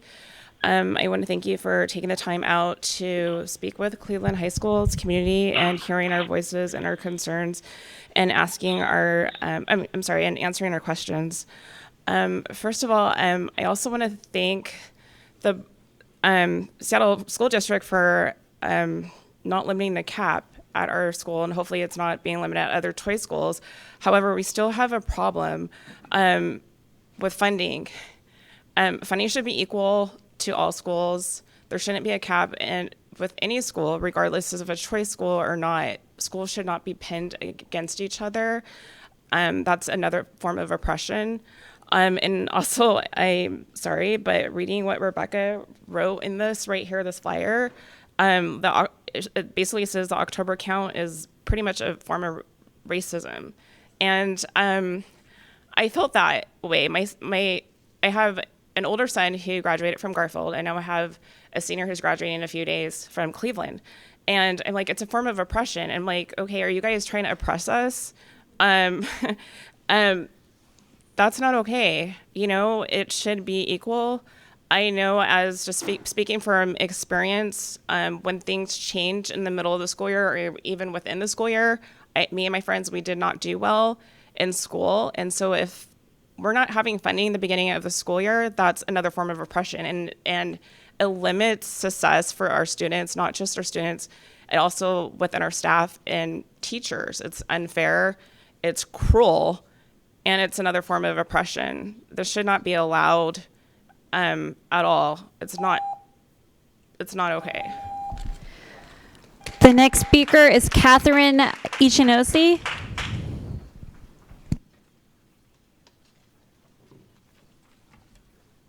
Hello, my name is Catherine Ichinose, and I am an organizer for Seattle Student Union. I work directly with SPS students from Franklin, Roosevelt, Nathan Hale, Lincoln, and more, many of whom could not be here today. And I am testifying to urge you to uphold the moratorium on SEOs, as many other students and impacted communities have testified today. When the school board passed the moratorium in 2020, it was an appropriate and essential response to a national reckoning on the police and the threats that they pose to a healthy and safe community. And since then, as a city, we have not addressed the dangers that the police pose to our Black and brown communities or to our queer communities who were recently brutalized by SPD. Since 2020, we have invested in alternatives to policing who are more trusted by students, who are more effective in practice in schools, and who are more cost effective than stationing police officers at schools. They are more effective at preventing violence and at disrupting violence, including organizations like Community Passageways, who operate as violence interrupters in schools and are trusted and respected by students who feel that they can go to them in a crisis before it happens, rather than responding with aggression to one that is already underway. Putting armed engagement officers in schools creates a climate of fear that stands in the way of this violence prevention work that organizations like Community Passageways does, and makes them less effective at preventing violence from happening. In 2020, we promised to invest in that work like Community Passageways, and that work is not yet finished and will not be finished if this board goes back on that promise. Thank you. The next speaker is David Jacobson. David Jacobson. After David will be Elena McCollum and then Joanna Aretza Taylor. I'm David Jacobson. My daughter attends Garfield High School, which CBS reports is the site of more school shootings in the last 20 years than any other school in the United States.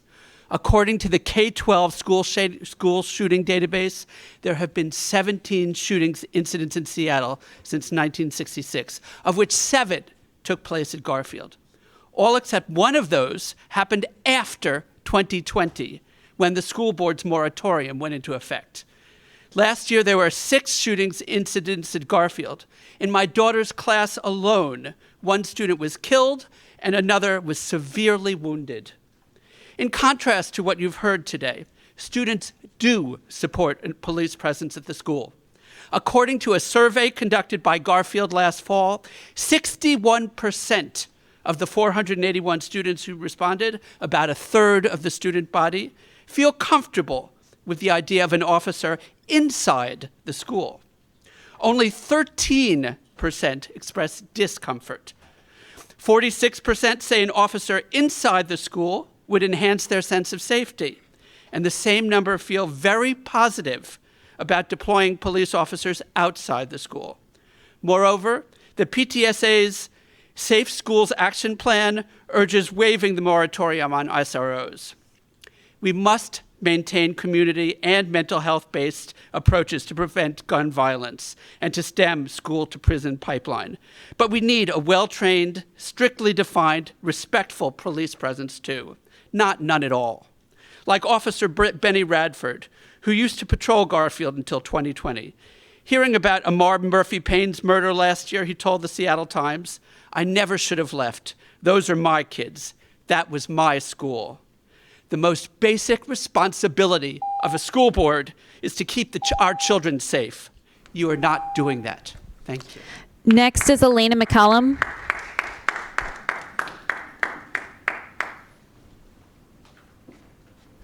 Elena's a teacher that couldn't make it but wanted to cede her time to a student. We do need to have the person here in order for them to cede time. I'm going to go to the next speaker on the list, which is Joanna Aretza Taylor.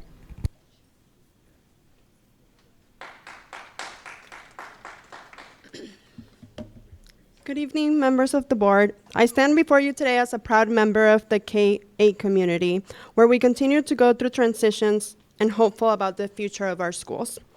This year, due to an outdated formula and policies, our school, like many other KAs, are having their AP resource moved to part-time. Our APs are simply essentials to our schools, and this is a decision that simply hurts our students and staff members, and it needs to be rectified. I urge you to take a simple step of just reading their job descriptions and think about how important their work can be to accomplish by being in a school building part-time. It's just not possible, and the ones who will suffer are the students who are supported by them. I use Pathfinder as an example because it is my lived experience. Our school has over 400 students, and almost 28% of them have disabilities, according to the Office of the Superintendent for Public Instruction. By the job description, the AP is directly supporting those students, something they would not be able to do while being in the building only half the time, and having other responsibilities on top of that. Again, this is just affecting our kids. I'm asking you to ask questions. Push for a change. Look into the decisions being made across K-8 schools and their assistant principal positions, and how it affects the population in them, and not just follow a blind formula which does not serve those who we are meant to protect.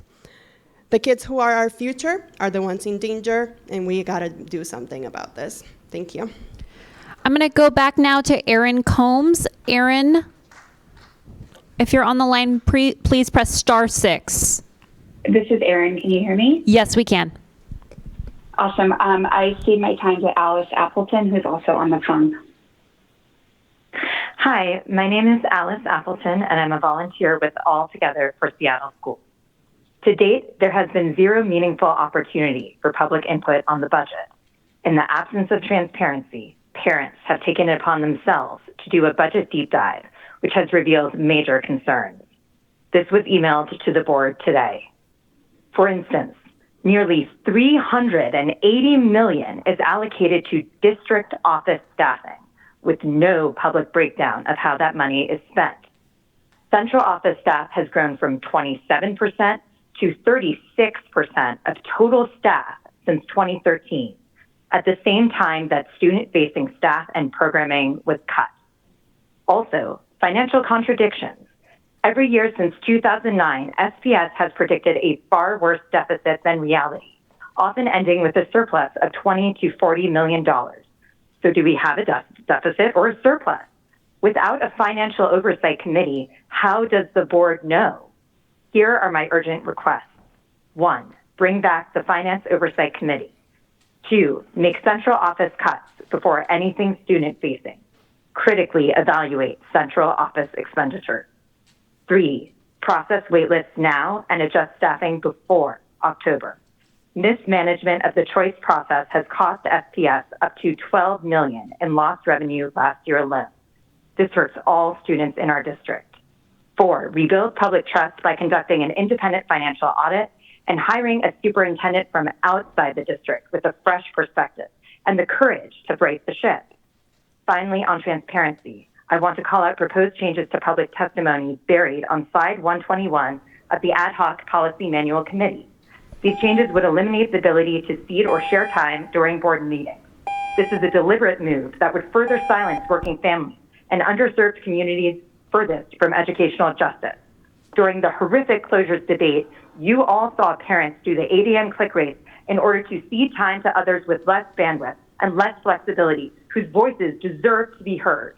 We can all agree the testimony process is flawed, but if the board really means and cares about equity, the solution is not to restrict participation. It's to remove barriers and expand access. Thank you. The next speaker is June Ivers. If June is here, this will be the 25th and final speaker. Hi, I'm ceding my time to Fatawe Gibramale and Leo Philippe Baliamunde.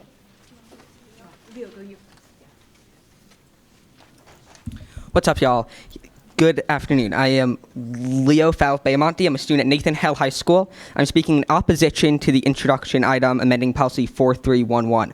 There's been a survey mentioned by people here, but in that survey, there are no mentions to the alternatives to policing. So what we need is actual data on what those alternatives are. And in the survey we launched, we mentioned what those are, and we showed much more students actually showing that they are in opposition to police when they know what community passageways are and what violent interrupters are.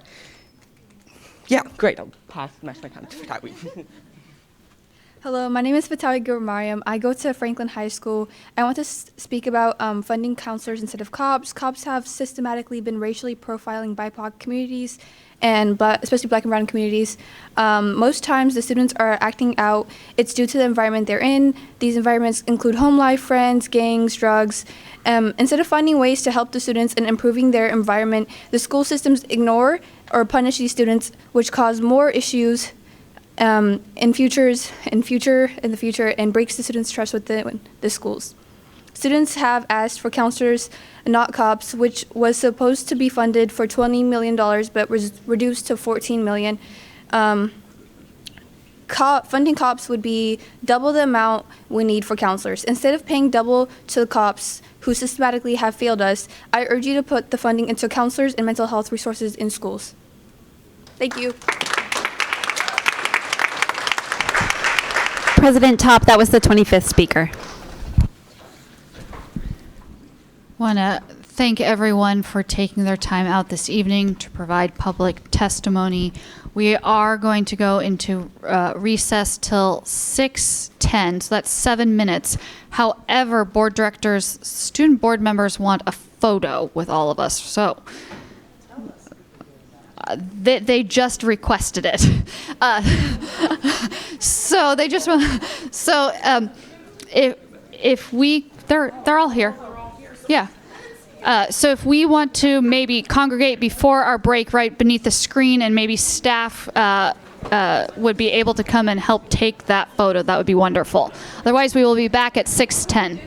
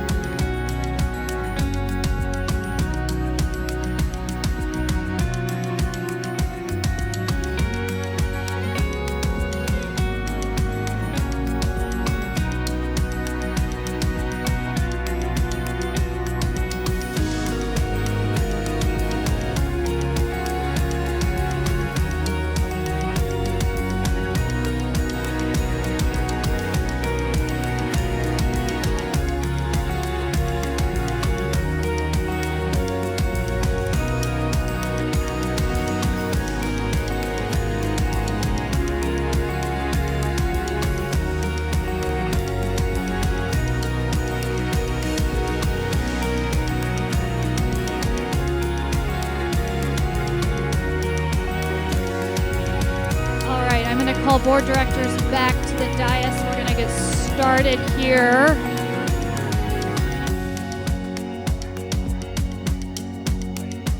So I have my two board directors who are online, but I'm missing Director Mizrahi, Director Sarju, Director Rankin, Director Briggs, and the student board directors.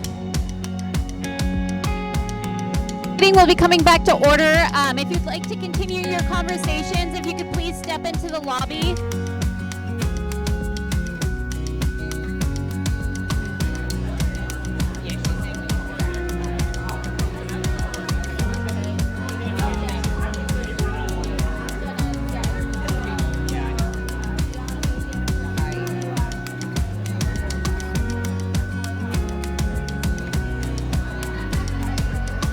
All right, here we go. Director Rankin, Director Briggs, Director Sarju. Technically, I guess we do have a quorum.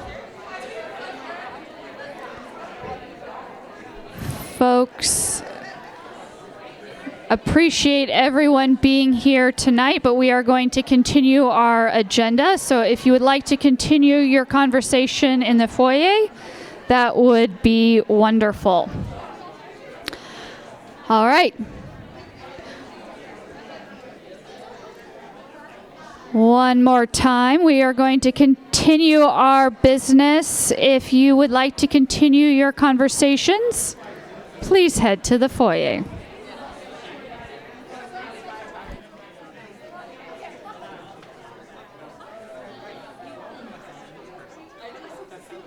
All right. We have now reached the consent portion of today's agenda.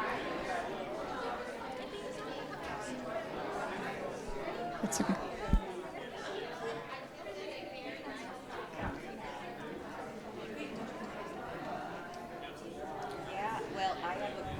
We have now reached the consent portion of today's agenda. May I have a motion for the consent agenda?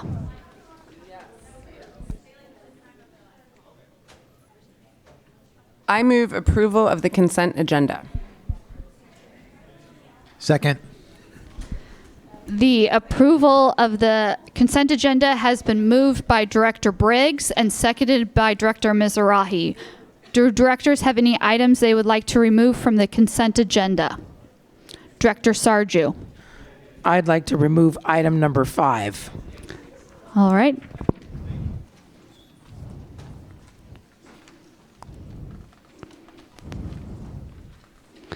All right. Hang on just a second.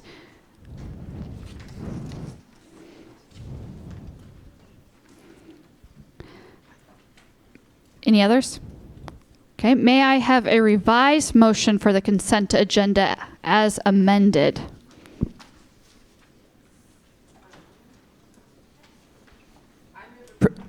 I move approval of the consent agenda as amended. Second. Okay. Approval of the consent agenda as amended has been moved by Vice President Briggs and seconded by Director Mizrahi. All those in favor of the consent agenda as amended signify by saying aye. Aye. Aye. Aye. Aye. Aye. Great. The consent agenda has passed unanimously. We will now move to items removed from the consent agenda. The item removed was item 5. Do we have a motion for the item removed? Oh, sorry. Okay. So what do we do? So we'll make a motion. We'll see if there's a second, and then we'll move into that discussion. the school board approve resolution 2024-2518 certifying that the proposed Aki Karosi Middle School Modernization and Addition project will not create or exacerbate racial imbalance as defined by. It is. Yeah, that's number 5. The number 5. Oh. Okay, I'd like to retract that. So let's continue. So let's continue through this process. We'll go when we go through this. We'll do a vote and go through discussion. Yeah. No worries. Got it. My bad. Director Briggs, Vice President Briggs. I'm sorry. That is okay. I am just fine with that. Will not create or exacerbate racial imbalance as defined by Washington Administrative Code 392-342-025. Immediate action is in the best interest of the district. Do we have a second? Second. Okay. So then we will move to a roll call vote. Director Sarju would like to speak for just a moment. So people aren't confused. I got my pages out of order, and I don't have any problems with the consent agenda item number 5, just for the record. I know, Fred, you sitting over there like, why is Sarju doing that? It was a mistake. I made a mistake. Thank you. All right. So that concludes discussion. Ms. Wilson-Jones, I call for the vote, please. Director Mizrahi? Aye. Director Rankin? Aye. Director Sarju? Aye. Vice President Briggs? Aye. Director Clark? Aye. Director Hersey? Aye. President Top? Aye. This motion is passed unanimously. All right. Thank you, everyone. That concludes the consent portion of the agenda, and we're going to move on to the action items for tonight. We will start, so the action item on today's agenda, the selection of school board student members for 25-26. Can I get a motion for this item?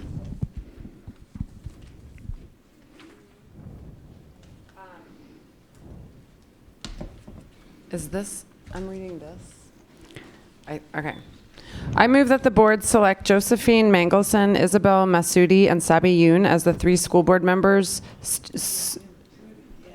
school board student members for the 2025-26 school year. Immediate action is in the best interest of the district. Second. All right. So we have motion and seconded. We are joined this evening by one student from the Student Member Selection Committee. This student committee reviews and recommends candidates for student board members to the board. This year we received over 90 applicants for our 3 positions, representing 17 of the 19 high schools. So the most number of high schools we've received applications from before. My goal next year is 19 out of 19. I'm going to personally work on those last 2 schools. I want to thank the committee for their work, and I'm going to pass it over to one of the committee members, Miles von Lehman, who will introduce or talk about this item for us. Yes, thank you, President Top. I and the rest of the Student Board's Member Selection Committee work together reviewing written applications, evaluating them based off their demonstration of leadership, commitment to the community and equality, and collaboration skills aligned with Policy 1250. We chose 7 candidates to interview, and after reviewing interviews and letters of recommendation, we had the hard job of choosing 3 finalists. But after much debate, we selected Sabi Yoon from Ballard High School for their dedication to representing SPS students and determination to make a positive impact on the education of students. Isabel Masudi from Roosevelt High School because of how she demonstrated efforts to make her own school more welcoming environment and her leadership abilities and her ambitions for the district. And finally, Josephine Mangelson from the Skills Center and West Seattle High School for her demonstration of communication skills and her ability to speak not only for for high school students of all of SPS, but also for elementary school students and educators. These 3 students we are recommending represent a diversity of viewpoints, experiences, and strengths. We are excited to see the work that these students will do on behalf of SPS. Thank you. Thank you so much, Miles, for that wonderful introduction. As he's up here, do board directors have questions for him? All right. Thank you so much. I will just say two quick things. We are very excited to have Director Yoon continue on the board and continue the work on Policy 1250 and hopefully take it to completion here. And also look forward to, well, if this passes, swearing in the two new, but 3 board directors at the end of August. So, seeing no other question, or I just want to say thank Director you. Rankin. Thanks for doing that. Yes. It's a really important part of our process, and thanks for being here today. And of course, all the other selection committee members who couldn't make it here today. Ms. Wilson-Jones, can we have the vote, please?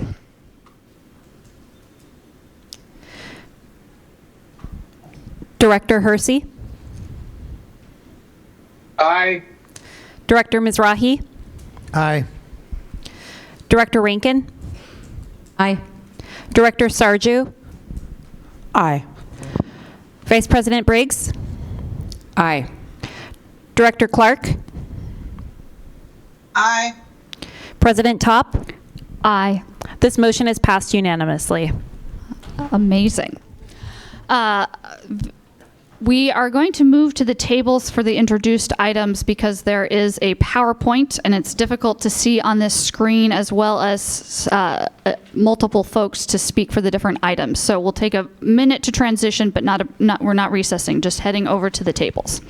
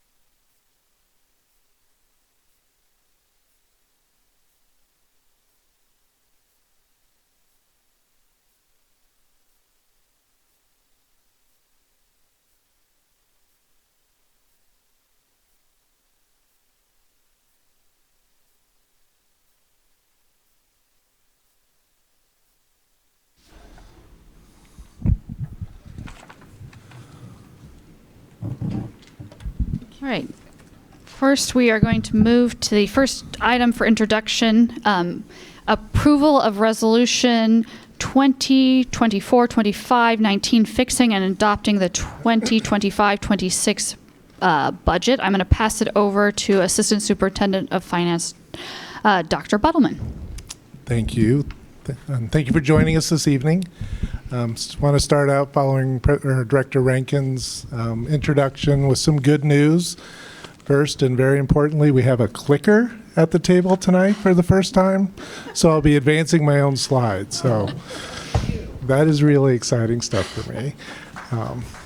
Applause from Chris.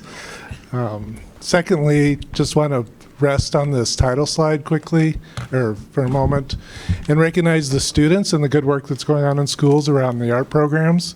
So I'll just read off from left to right the artists of these pieces. Rio Galas, the 9th grade, is the piece on the left of the PowerPoint there. Sylvia Peters, an 8th grader, is the second piece. Bertakan Werdekal, I'm sorry if I'm mispronouncing the names, is an 8th grader in the middle piece. Emily Alaranta is an 8th grader with the 4th piece. And Scarlett Shimada, senior, is the 5th piece there. So trying to feature the student works in our publication of the budget book. There's a brief agenda for tonight. You can all read that and see this is a general outline of how the presentation will go.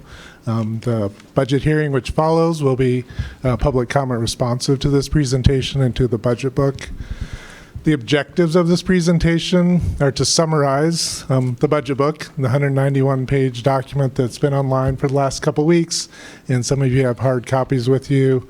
Another objective of this presentation is the introduction of the two related board action reports that follow on your agenda. So this is the fixing and adopting of the budget and the extension of the interfund loan. And the third objective of tonight is to receive any remaining questions the board may have or unanswered questions you may have, so we can clear those up tonight, and or if they're more complex questions or need more complex answers, be responsive to those between now and the vote on the budget on July 1st. Just to review with the board, these were the budget development goals and principles that have guided this process since we started last August, reviewing the process and engaging in the budget development for the 25-26 school year. The timeline, we're on the third row of the chutes and ladders game, as Director Harris liked to refer to this. So we're June 4th, where we're introducing the formal budget for approval or consideration on July 1st. So we're a couple steps from the final part of this process. And then in August will be time for assessment of this year's process and any changes that should result for future processes. This is a repeat, but I thought it was good context for the details that will follow in the rest of this presentation. We talked about this 2 weeks ago. Some highlights of what this budget contemplates. First of all, the budget is $1.35 billion in the general fund for next year.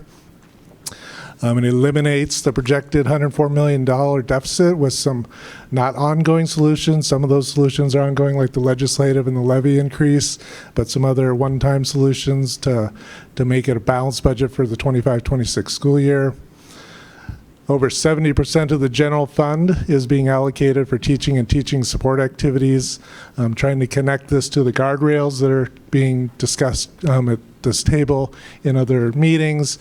One of the guardrails is around this topic and trying to keep that teaching and teaching support activities an appropriate percentage. Just to reiterate, all schools would remain open for the 25-26 school year with this budget. And there aren't any reductions that are made intentionally around teachers or class size increases to class sizes, program reductions, assistant principals, librarians, or school discretionary funding. However, as we heard from many community members tonight, there are some changes that are happening or contemplated to happen in schools as a result of staffing and enrollment changes going on in the community.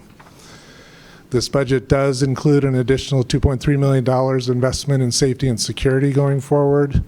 And it was developed through 7 of these public study sessions, board engagement, and other engagements throughout the year. Quick summary of the highlights of how the $104 million deficit would be closed for next year. Again, the bar that's on your agenda for tonight for introduction is to extend a portion of the interfund loan the district took last year and repay up to $17.6 million of that in this coming budget year, leaving around $11 million as a balance. Utilizing some unrestricted fund balances from 23-24, the year that closed a couple years ago, as a one-time solution to the gap that's happening for next year.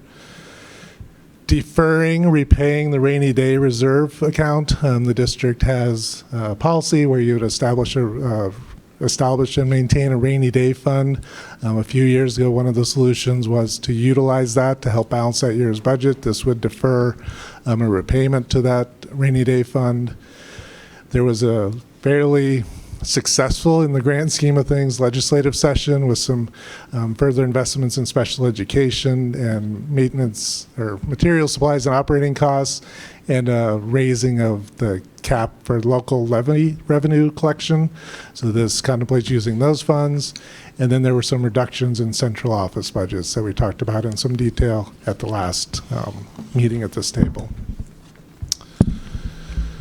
Sort of the top level, how this would potentially impact the fund balance of the 4 funds that the district manages. The 4 funds are the general fund, which is the majority of the conversation that I'm facilitating with you over the course of the last year, the Associated Student Body Fund, the capital fund, and the debt service fund. And so you can see there the projections that we have for what the fund balances would be at the beginning of the fiscal year in September 1st of this coming year, and what if the entire budget was spent, the entire $1.3 billion were spent next year, as the budget contemplates, what that would leave in terms of a fund balance going forward in each of the different funds. So that's the information on that slide. Enrollment. So the next two slides are sort of joint slides. This is head count of enrollment, which is what sort of is the common way of referring to enrollment. And you'll see the district's enrollment the last couple years has been flat-ish and is projected to be flat-ish for the coming school year in terms of head count. The way the budget looks at enrollment is through AAFTE, which is different from head count. And because of the machinations of OSPI and the state, these data exclude Running Start and Open Doors programs. So there is a difference in those numbers. It's around how students are counted differently. And the graph that you're looking at there, the blue bars, are what was budgeted. So if you take the 24-25 school year, you'll see the blue bar is shorter than the red bar. So at that year, at this point in time, anticipated lower enrollment than what actually happened in that school year, and the budget was adjusted accordingly throughout the year to take into account that there were more students that came than were anticipated at this time in the year. You see the projection there for next year. We will line up what actually happens, that October count in the AFT, and we'll make adjustments accordingly to the budget if more or less students come to Seattle Public Schools in the fall. Are there questions around that? I see either. Okay.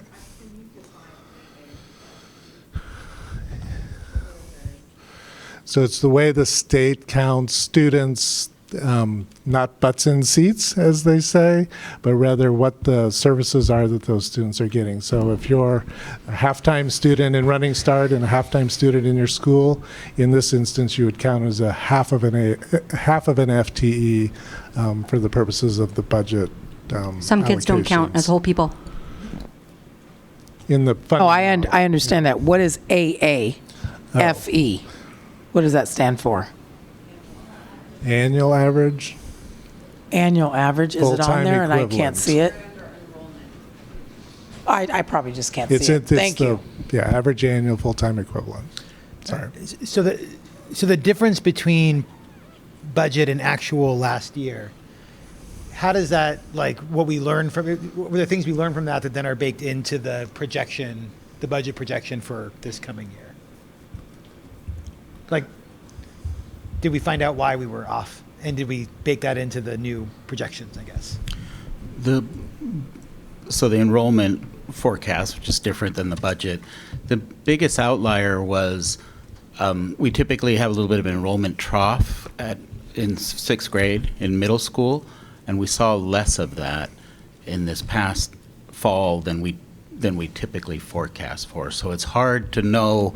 So is that a new trend? Is that a new thing? But that was the bulk of it. And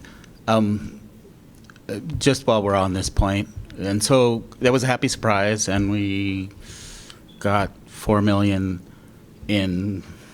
point some million in revenue because of that higher student count. As we did those adjustments, we know people, nobody likes those fall adjustments, but my recollection is we ended up spending every penny of that on staff. So as we keep having this enrollment discussion about if we lose students, what that does to the revenue, yes, the revenue goes up and the expenditures go up, and the revenue goes down and the expenditures go down. So mostly, if we're lucky, we kind of break even.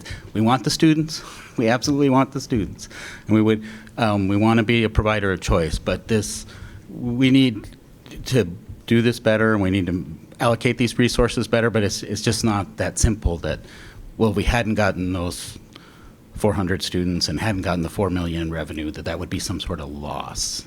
It's the net that matters, not just the revenue.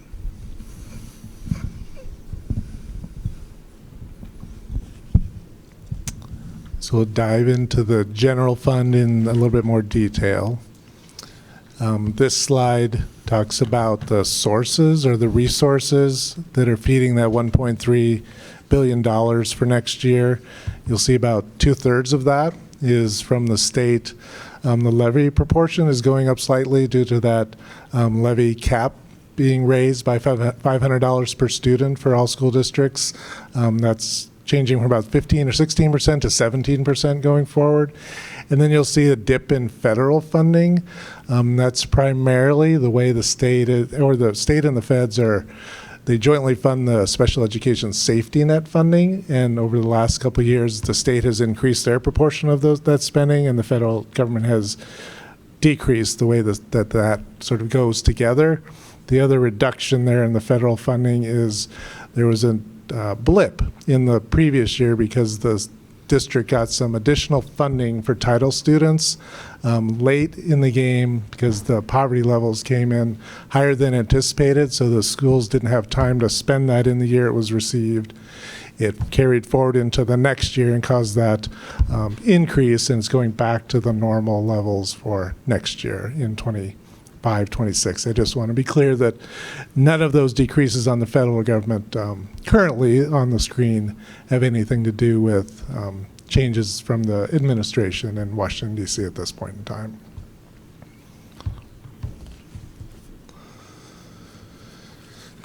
Part of the ongoing struggle to understand this information is the school districts report their financial situation 3 different ways: activity, program, and object. So this is the first of those 3, which is by activity. And see, there's 5 sort of high-level activities: teaching support, principal support, other support, and central administration. As I said earlier, teaching activities and teaching support combined continue to be over 70.8%. You'll see a slight decrease in teaching activities.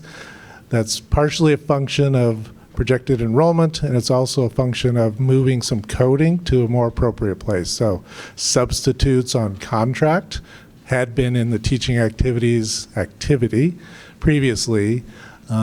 As we continue to refine the budget information, those were moved into the central administration or the human resources line. So you see a slight increase in their spending. If you looked at the detail in the budget book, the primary decrease in teaching activities is related to substitutes on contract, just moving from one activity to another.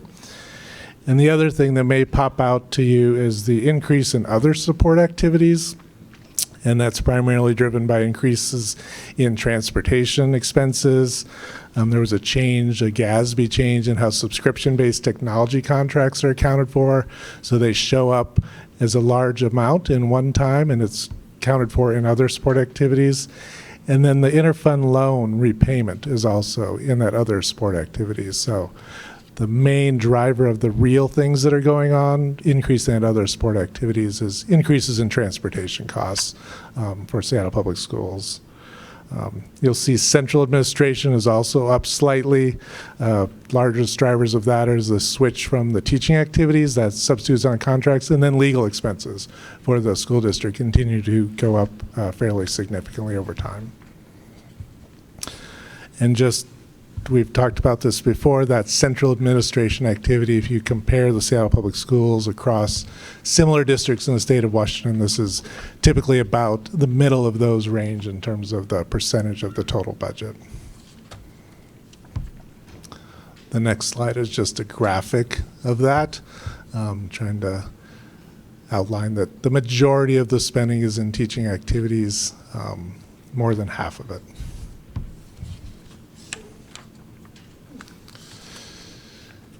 We do get questions, and if we double down on the guardrail metric being around teaching and teaching support, want to continue to make sure people have clean understanding of what that entails, so have just provided a slide with those definitions. So teaching is not just the teachers and their salaries. It is their salaries, so the direct instruction, but it also includes instructional materials, basic instructional and student supplies, but it does not include textbooks or software. And teaching support is services related to teaching and student well-being, such as counseling, pupil safety, health-related services, instructional professional development, textbooks, and instructional software. So I just want to make sure that there's growing understanding of what those are, especially if they become a part of the ongoing metrics of how to measure the guardrail adherence. The second way of looking at the expenditures that the state requires is by program. You'll see again there continues to be growth, or not again, I haven't talked about this yet, but there's growth there you see in special education spending. So from 272 million and 298 million, needs of students continue to increase in that category. So you see that's the main significant amount of increase in spending, along with the support services. Again, that's where the transportation contracts and things like of that nature are embedded in the program. Look at this information. And then finally, by state object, you'll see a couple of things moving around there. The one that caught my eye and probably catches others' eyes the most is the purchase services. Again, this is related to transportation. Our contract with our bus providers is a contract and a purchase service. Also, some of the special education contracts with outside providers fall into that line. Utilities fall into that line. Insurance is going up dramatically for Seattle Public Schools and other school districts, and then legal costs, and that's so outside counsel that's hired by the district are the primary drivers of those purchase services increases, and that was the most sort of significant change in terms of percentage on this slide. So I wanted to provide a little more detail on that. Much of that is in the budget book as well for folks who want to look at that later. And then finally, the material, supplies, and operating costs. So the state has a antiquated formula for how this is reported, and it's constantly evolving. Director Rankin was probably in some of those conversations at Olympia this year. So this slide represents the way the Seattle Public Schools have typically provided this information to its board by these categories along the left side: technology, utilities, insurance, et cetera. The state for this year is combining that all into one number, the bottom line there, the total, but we decided just to keep consistency and consistent information, we would, for one more year, provide this information this way. The takeaway from this slide is that Seattle Public Schools is slightly underfunded for materials, supplies, and operating costs, and also does a lot of capital transfers to supplement the operating costs of Seattle Public Schools. So you'll see in the middle column there, the deficit the state gives the district $75.8 million. The expenditures as defined, and none of this is people, this is just materials, supplies, and operating costs, is $76.3 million, so a small deficit there. This does not show what is charged directly to capital. The next column shows what's transferred of those costs to capital. So the district, by using its capital funds, is freeing up $22.7 million in additional resources to resource schools. So because of the capital fund and the investments of it, the $22.7 million is used for things that are underfunded, such as the special education program, the transportation program, substitute costs, the security staffing, underfunding of staff cost of living adjustments, and things of that nature. So I wanted to provide that information. And then finally, the Associated Student Body Funds. New staff member in the accounting team, Chris Johnson, did a great job this year collecting all this information from the schools, and this is a compilation of that information. You'll see the schools are planning to bring in about $7.2 million in revenue and spend about $6.6 million of it for the coming year. Approving this, the Associated Student Body budget is part of the board's requirements for this year, so presenting that. And then debt service. I think this is the second to last year that the capital fund will be paying off the debt service for the John Stanford Center building. And so this shows how that will be and what the debt service payments will be on that for the coming year.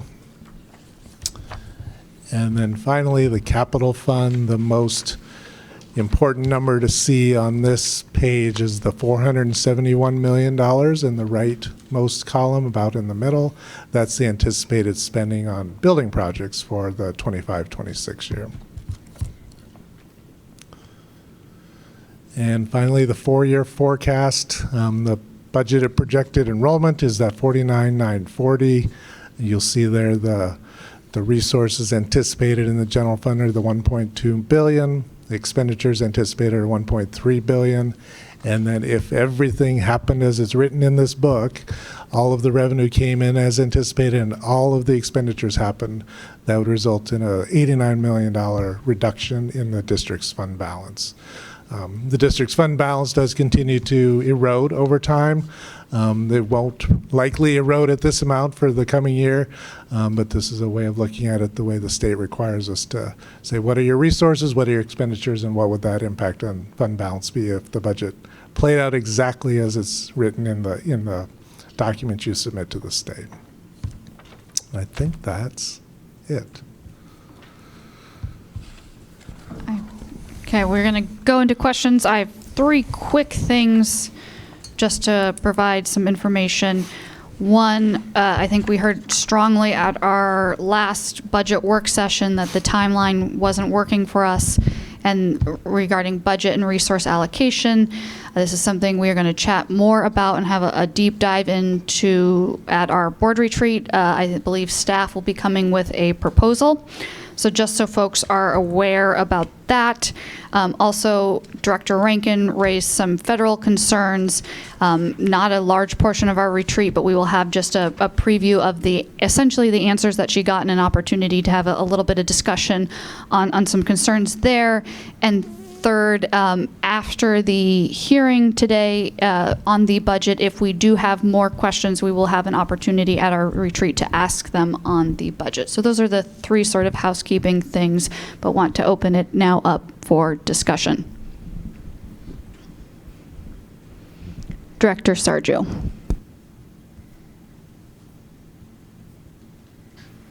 I just want to ask the same exact question that I asked last time because I'm not sure I see. It's possible that I missed it. I stated earlier, I am a little bit foggy. I actually don't feel very good right now. Do we have a plan or a solution or whatever terminology for the upcoming years on how to eliminate the deficit? And I mean, I know, Dr. Buttleman, you and I had an exchange, but I don't want my question answered with a question like that's the $100 million question, because that is the question that I'm asking. Did you represent tonight? I know that there's some new stuff that we haven't seen, or I think you presented more extensive. I don't know if new is the accurate term.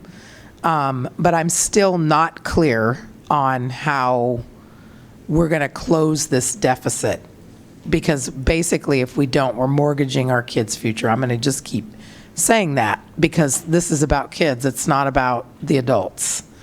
So what is the answer to that? And if the answer is we don't have a plan yet, that's fine, but we need to state that, because I keep coming to these budget meetings, and granted, I am not a finance person. You know, I'm a social worker, I'm a public health, I'm a midwife.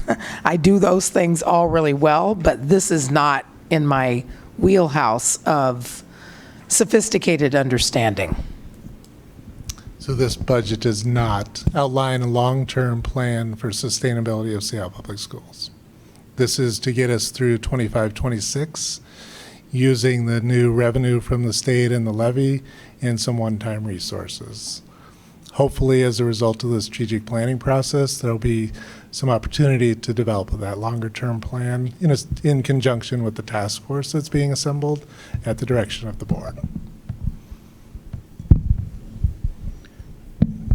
And I guess the only points I would add to that are some of the that we have talked about, or some of the things we entertained as options for this year that didn't do. We talked about school budgets. We talked about changes to transportation. We talked about additional fees. Those things are, and we were able not to get started on that this year because we wanted to see what the other revenue sources would be, but those will be at least options and building blocks for how we get to a sustainable budget. All right, we're going to go to Director Clark, but I'm just going to remind folks, I'm going to keep us on a tight 2 minutes again, just because we have a lot to cover before 8. Director Clark. Okay, thanks for that reminder, President Top. I have 1, 2, 3, 4, 5. I have about 8 questions. So maybe I'll just ask 1 or 2 now and then bring them with me to the rest of them with me to the retreat. I think that sounds on perfect. Saturday. Yes. Okay. So my first question has to do, I think it was with on slide 3, there was a bullet point about how we're not making any staffing changes, but then we are making staffing changes due to enrollment or reduction. It's bullet number 5. Could you please explain to me, what enrollment scenario would lead to dropping an assistant principal from full-time to half-time? So the weighted staffing standards model has a matrix of sorts where if a school falls under the certain number of teachers as driven by the model, that causes an assistant principal funding or takes away an assistant principal funding. So it's a function of the teachers, and the teachers are a function of the students. And I can get a lot more detail on that. The detail of that is in the Purple Book, and we can talk more about that whenever you want to. Happy to talk more about that. Okay, and then just as a follow-up to that, if the enrollment numbers increase after the start of the school year and the number of teachers increase, would that assistant principal go from being half-time back to full-time? The way the district has done that in the past, which doesn't mean that's the way it will always be, in adjustments of that nature were simply around the teachers and not of the other support staff in the school. That's how the model was currently written, but that's what's happened in the past, yes. Okay. And then I think we can get into the 3 goals for the budget on Saturday. So I guess I'll just ask about the legal costs. I'm just curious, how do we project what our legal costs are going to be for an upcoming school year? I think a lot of it's based on history and lead counsel Narver's office anticipating what outside counsel will be needed to supplement the internal staff and what lawsuits are sort of what stages they're at. I'm not the person projecting that, and I'm sure we can get a more complete answer from lead counsel Narver. Okay, that would be great. Thank you, and I'll save the rest of my questions for Saturday. If you do want to send them to me in advance, happy to try and answer them fully and be ready for that on Saturday. Okay, Thank you. I'm happy to send them to you. Thank you. Okay, I'm stepping in for President Top. Director Mizrahi. Yeah, like Director Clark, I have a lot of questions that I'll save for the retreat, but I'm going back and forth between page 11 and 25 and just trying to understand the 20. Okay, so on the 4-year forecast, it looks like we're forecasting on page 25 $89 million in contributions from the fund balance. But then it looks like on page 11, the 25-26 resources, that the fund balance is less than that amount. So I'm just trying to understand the difference. So are we getting, what happens if that fund balance is negative? Or am I just reading this wrong? I'm trying to follow the question. Sorry, so on page 11, when I look at fund balance and go over to 25-26, it shows 78.9 million in fund balance in the general fund.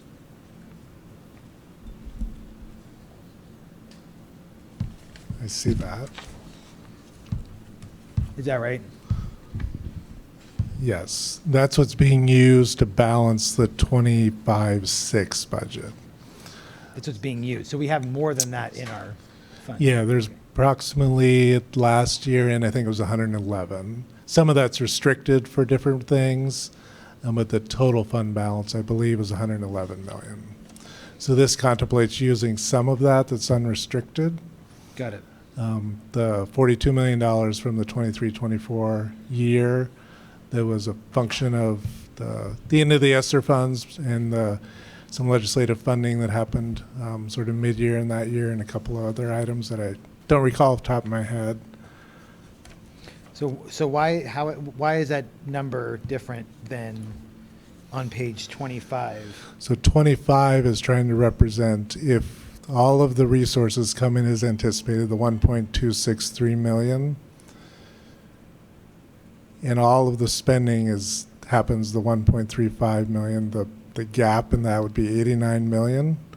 I think, and I'll have to double check this, I think the difference there is the loan would be outstanding and it doesn't run through the fund balance, and that's that $11 million difference. That's the $11 million difference. But I'm Okay. going to double check that Okay, before yeah, I commit we can talk to about it that. on Saturday. Okay, Yeah. Thank you.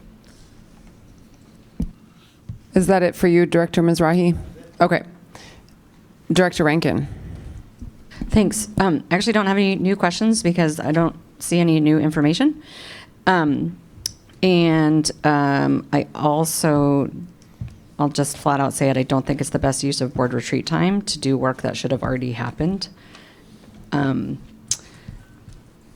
that's where we are.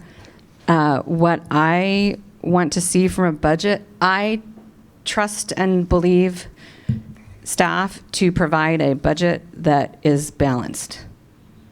But a balanced budget doesn't mean it's the budget that we need to serve students. I know I've said this to Dr. Buttleman before, so hopefully it doesn't come as a total surprise, but in the current form, I can't vote yes on this budget because I do not see an alignment towards meeting the needs of our students, and I don't see any changes in staffing allocation or resource allocation from 2 years ago to now, and the commitment that had been made to us since the direction to align the budget to student needs in 2023 hasn't been met. And so I don't expect some perfect turnaround, but I do expect some steps towards progress in what it actually looks like to align resources with student need, and I just don't. Also, in terms of the object, the three different ways that the state describes the funding, that seems kind of mysterious. WASDA has a really, really good set of like 6 different budget trainings. You can do them in person in conferences, or you can just go online and look at them. I've taken, I think, 4 of them, maybe one of them twice. And it's really helpful in just understanding what these numbers mean, because actually you don't need an accounting degree to be on the school board.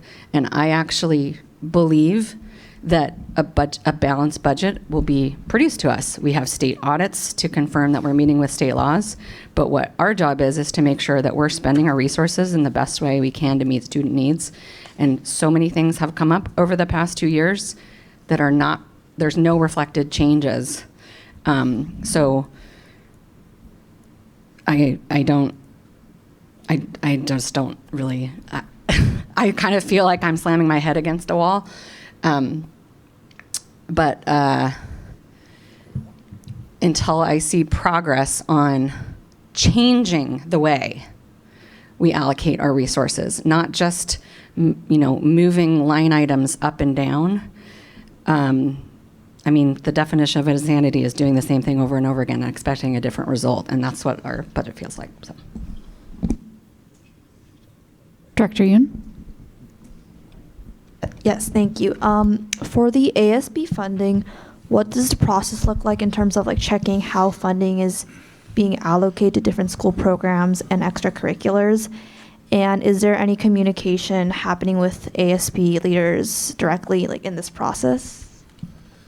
I know there's communication with ASB leaders. I don't know the process myself. I haven't been involved in that, but we can get someone who has to provide a better answer to that. Sorry, but I was asking like, how do you check how the funding is being like allocated? Is that part of your like responsibility, or is? No. Okay. It's actually technically in state law a school board responsibility, and it's been nested into the full budget approval instead of us approving it independently. And I believe that's something we can work on. Since you're staying, we should look at the ASB policy. I think it would be a really great opportunity both for transparency, but also for students to have that conversation with each other, for the ASB to actually present their budget annually to the board and have a meeting together about how that works. But we're like really far away from that. But in state law, it's the board's job to annually approve the ASB budget. And I don't know when, but sometime in the past, somebody decided that the way to be compliant with the law was just to nest it in to the full budget, and it doesn't ever get talked about. So I'm glad that you zeroed in on that. Director Misra? Okay. All right. I think you're up for the next introduced item as well. Approval of the board resolution 2024-25, 20 authorizing an amendment to the schedule for repayment of the inter-fund loan. So I tried to get away with using the presentation for that, but I can do a quick introduction of this. So this is request to authorize extension of the repayment schedule for the interfund loan.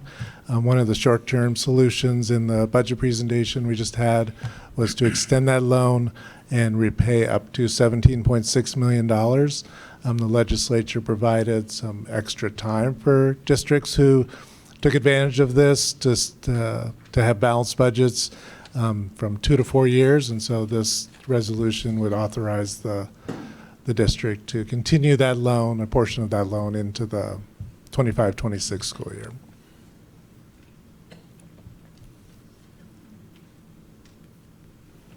Further questions from directors? Okay, those were the two budget items. Again, post-hearing this evening, we will have an opportunity at the retreat once more to have a discussion and hopefully also have a discussion on timeline. But we'll move into our next item, which is next introduced item, which is amendment to board procedure 3,520 BP student fees, fines, or charges. And I think we are doing a little staff trade-off. We will be the staff person introducing us will be the Director of Culinary Services, Aaron Smith.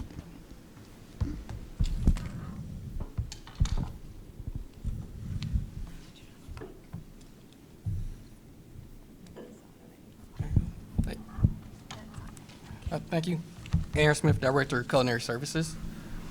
The purpose of this BART is to increase paid meal prices in accordance with Board Policy 3520. This price adjustment is required to comply with federal lunch pricing guidelines, which mandate that the average price charged for paid meals must not be lower than the federal reimbursement rate. To meet these requirements, the proposed increase is 55 cents per meal. This charge will bring the district into compliance with the state auditor. It is important to note that this price increase applies only to full-pay student lunches. Students who qualify for free and reduced meals, as well as those attending community eligibility schools, house bill sites, will continue to receive their first meal at no cost. For further context, we have also included a comparison of lunch rates from neighboring districts. The last time the district made adjustments to meal prices was school year 21-22. questions? Looking for director's questions, Director Rankin. Thanks. I'm for my own understanding, I want to ask you a question and just have you tell me if I'm understanding it correctly. The increase is because the federal government only reimburses at a certain rate, and to get the reimbursement, we have to charge up to a certain level? So we're kind of filling that gap? Correct. Our average meal prices cannot be lower than the federal reimbursement rate. So the formula is the amount of students that pay, elementary prices and secondary prices. That average meal price needs to be higher than the federal reimbursement rate. Okay. I'm just, because we just had a budget conversation, I want to clarify that we're not like, oh, here's a great way to fill some budget. We'll charge kids more for food. So just to clarify that it's to align with what the reimbursement rate is. I mean, costs have changed for everybody on everything, so. And the federal reimbursement rate has gone up, but our prices have not gone up. So what that means, and the language in this says this prevents paid student lunches from being subsidized by federal funds. So in other words, we maintain the federal funding to pay for our They want to make students. sure that we're not correct getting from students and from federal government for the same. Right, and paid student yes. So that's a good question, but yeah. Thank you. Director Mizrahi. There we go. If we didn't raise the prices, would we lose the federal funding, or it would just be capped at the amount that we charge?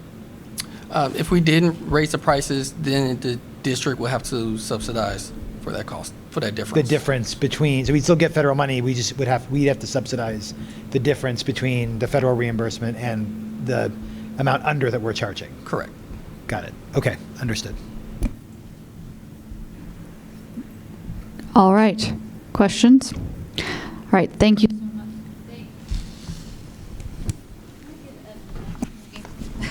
Thank you. Thank you, Aaron. It's great to see you. All right. So this next one, I have to read the whole title, and I'm so sorry for this. Review of board governance policies in the 1000 series and approval of revisions. Amendment to board policy number 1000, legal status and operation 1005, responsibilities and authority of the board 1102, board member orientation 1104, board member resignation, renamed board member resignation and vacancy 1210, annual organizational meeting slash election of officers, renamed election of officers 1220, board officers and duties of board members 1240, committees 1310, policy adoption and suspension, creation of manuals and superintendent procedures, renamed board policies, manuals, and superintendent procedures. 1400, meeting conduct, order of business and quorum, renamed board meetings.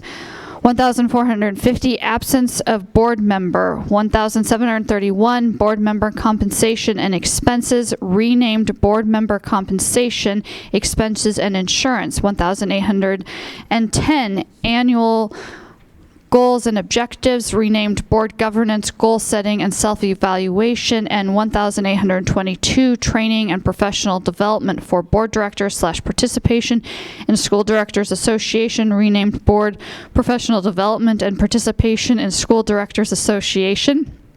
Repeal of board policy number 115, vacancies 1410, executive or closed sessions 1420, proposed agendas and consent agendas 1430, audience participation 1440, minutes 1732, board member insurance 1820, evaluation of the board and board procedure 1430, board procedure, audience participation.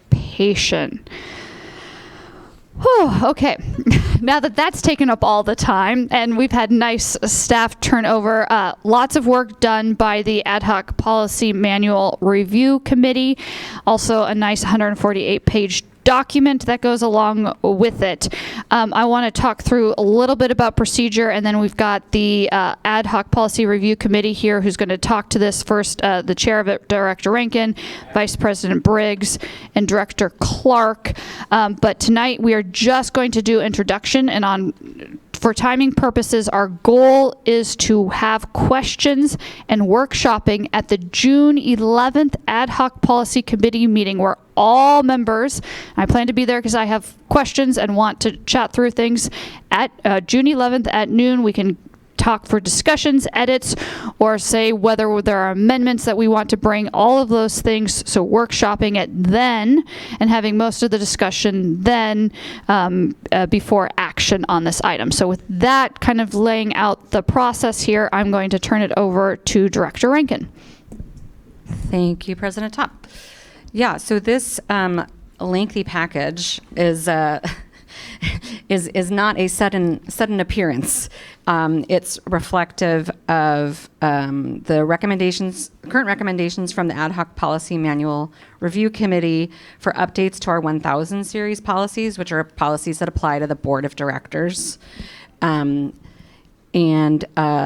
we've been reviewing these over the course of 6 public meetings this year. And conducted a thorough review of these policies, identifying areas where revisions should be proposed to the full board. We, in some cases, made very minor updates. In most cases, it was to try to provide more clarification for ourselves, future board members, and the public about why we do what we do and where it's documented. And so a lot of the policies that are recommended for repeal are because we've collapsed them into other policies. So instead of having the agenda meeting and the audience in the minutes, whatever, we have a meetings policy where the content is, I think, been trimmed also for efficiency, but it is contained now in one new policy on meetings. So we and Ellie has as a person with ADHD, just in awe of Ellie's executive function skills to track all of these changes and all the different input from the board members. But if anybody wants to really dig in and didn't attend our meetings, you can look through past meeting materials and see this whole matrix of where we were in the process, what kind of changes we were looking at, and so on and so forth. And it's color coded, and it's you can kind of follow the path that way if you weren't along with us for the ride in our meeting. So there's some minor updates, some pretty significant rewrites or consolidation, and then there were some that we reviewed and didn't make immediate revisions to because we felt that it needed a larger conversation that was more than our committee was charged with, that there are some that are flagged for. We've reviewed these for now and recommend that the full board dive deeper into these together and provide recommendations before we update it. So throughout this process, we also identified some potential gaps where we might want to add to our policy manual. And yes, and then those that might require more extensive revisions. So, and of course, policy is always flexible and movable, and so nothing gets etched in stone. This is where we are now, where we're recommending now, and any policies could be taken up again immediately or in 2 years or whatever. And so all of this is hoping that we are creating a more solid foundation in direction and governance. And also our next phase then is establishing a regular cadence of reviewing these so we don't arrive at a time where, oh gosh, these haven't really been updated in 15 years and now we have to look at all of them, but where it's just a regular practice of the board to keep our own policies updated and also to reflect on our own practice of whether or not we're following them. So as President Top said, we have already scheduled a committee meeting on June 11th. And we will be meeting as a committee to address any questions that may come in between now and then, or for directors who want to join us at that meeting and provide questions, so that we don't get into OPMA issues. Directors who have any questions between now and then, please send them directly to Ellie. so that she can compile and then we can all look at them together in a public meeting.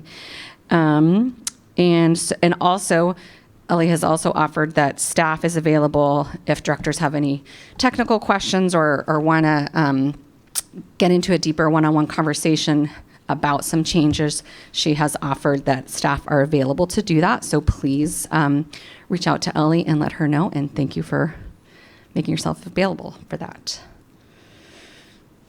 Right. And if my committee members have nothing else to add, or Ellie, that is the introduction of this package. And I'm going to say no, if there are no burning questions, we'll continue on. And I will say thank you, Director Rankin, and to your committee for meeting as a committee and taking care of these and producing this package. I appreciate it. And I did take Miss Wilson-Jones up on her offer to walk me through. She has a great matrix. It is extremely helpful. And even though she is leaving the board office, she is still willing and able to help with that work. So please take her up on that. She's still ours for a little bit longer. 5 more days. So thank you. I am looking at board directors. We are moving into our final item of introduction. Do we want a 5-minute break? Okay, we're going to take a 5-minute break then. We will be back at 7:25. And we're going to be up here because we have multiple presenters. So 5-minute break, 7:25 for the last item on our agenda before our budget hearing. I'm going to lose everyone before I'm done talking.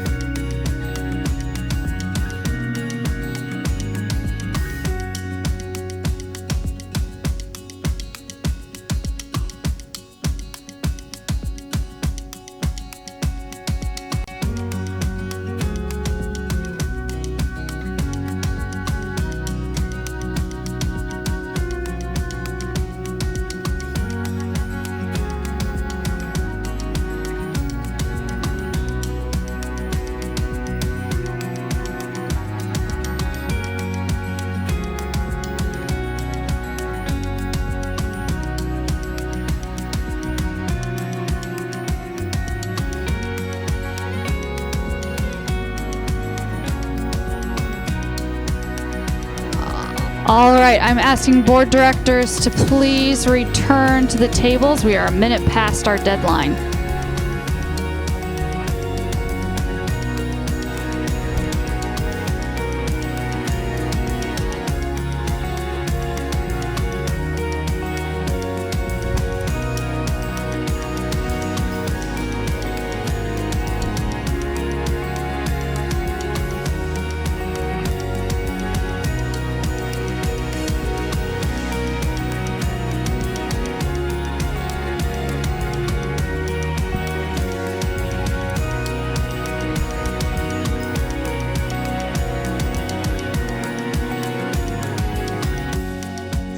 Hello, there we go. All right, we're going to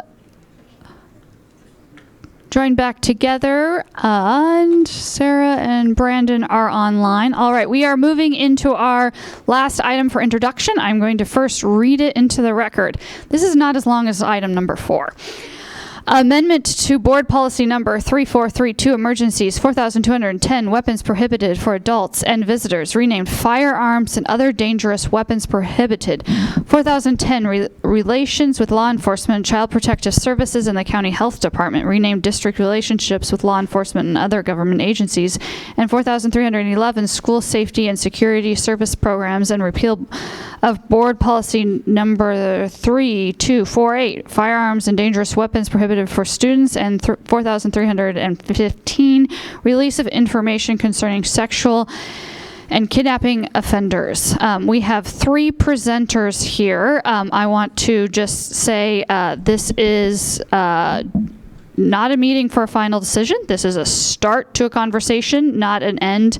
And tonight is hopefully about listening, learning, and asking the questions that we are hearing from community, and hopefully being able to continue the conversation. I think that we've heard a variety of concerns, families asking for more visible safety supports, raising deep, valid concerns about harm that certain approaches have caused, particularly Black and brown youth. And I think overall, the overarching concern is everyone agrees more needs to be done on student safety. We've also heard clearly that we've also, I think, as a board, have clearly stated if there are things that staff needs from the board to make this happen, they should bring it before us, and I think that's why we're here tonight. So tonight we will hear directly from staff and school leaders. We're going to surface the difficult and necessary questions on behalf of our communities, center what matters most, the safety, dignity, and well-being of every student. So with that, I'm going to pass it over to Chief Operating Officer Podesta to start the conversation.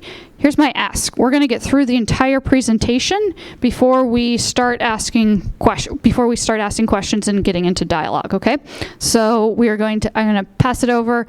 That way we have to end at 8 no matter what to go into our budget hearing. We will be able to come back and ask more questions later, but let's get through the presentation first. So Chief Operating Podesta, you have the floor.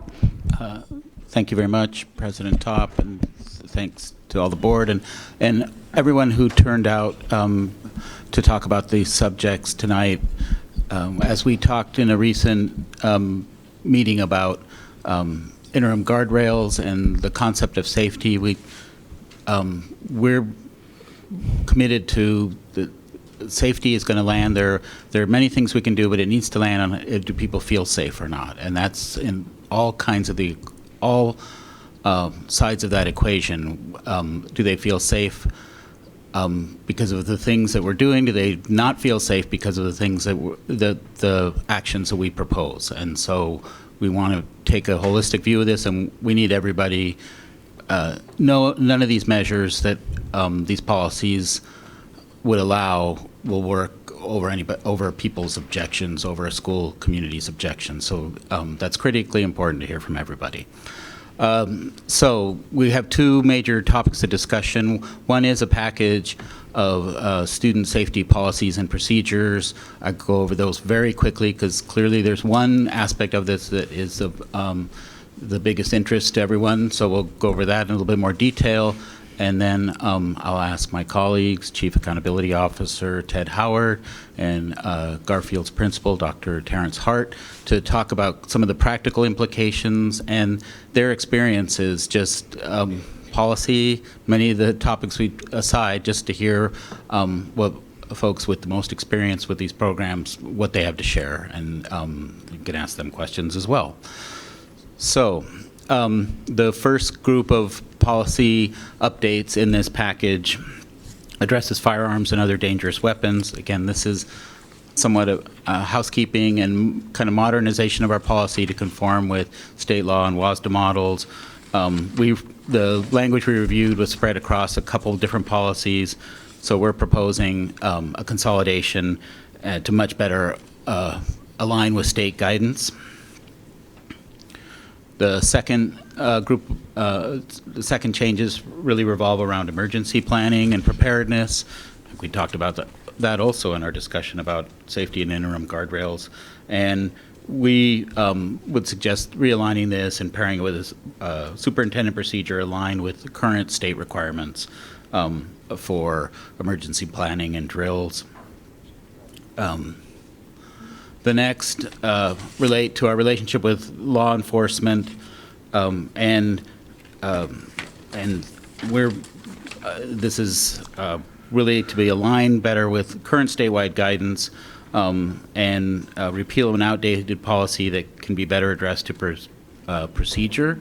That policy that to be revealed describes district responsibilities to share information about sexual and kidnapping offenders with students and parents, and our requirements to do that, which seems more of a procedural issue than a policy issue. And then the one that has garnered the most feedback tonight, and the one that I think we really want to spend attention on, is Policy 4311, which describes our overall safety and security program and reintroduces language about the role of school resource officers, which is the term of art used in state legislation, is kind of recognized. We prefer, in the past, the district has used the term school emphasis officer. We propose, and we'll talk about this pilot later, prefer the term school engagement officer to really describe what we think the role is about. Emphasis often gets used in policing about emphasis patrols and policing, and so we think that term is archaic, and resource is a fairly general, vague term, so it's hard to, we're just trying to be a little bit more descriptive on what the goals for such position are. So and what we'd like to do is reintroduce that language and align it with state law, which has changed since there were school resource officers on our campuses, to make sure that any agreements we enter into define and limit the role of a school engagement officer to some of the things that we heard about in public testimony tonight, that this role is not about policing, it's not about school discipline. Our overall policy does and has always emphasized that disciplinary issues and safety issues are primarily dealt with district staff. The fact of the matter is there are times when we need to engage with law enforcement, and we do, and the interest in this is really to make that process more effective, not to supplant the work of adults employed, adults and partners and others who need to be the first line in working with students and stay the first line. This change in state law and our policy alignment with it also does align with some of the goals that the board outlined in 2020 when the existing program was suspended. Again, that we want detailed agreements. The board recognized that there were kind of gaps in how our relationships were documented. Those documents were old and not specific to how we wanted to operate the program and what the roles of the officers really were. That these agreements need to be reviewed with students, parents, and community. The policy and state law would require that such agreements are reviewed annually and renewed or not annually, and only with after there's input from, again, students, parents, and the community about what the role is, how it's overseen. There are requirements for training. There are requirements of how staff are selected to serve this role. I think we all agree that this is not the same kind of function that a regular patrol officer plays. So we have to have a detailed agreement with the city, with any law enforcement agency we work with, on what this role is meant to do, what the goal of the role is. So I think it would also be good to think about this in the context of safety recommendations that Dr. Hart really led and worked with us on since last summer, and really had 5 major strategies that he had identified: increased SPS staffing with regard to safety and security, a partnership with community organizations. He was interested in community passageways in particular. He wanted to find roles for student coaches and case management, and employ restorative practices, and a regular presence by the Seattle Police Department.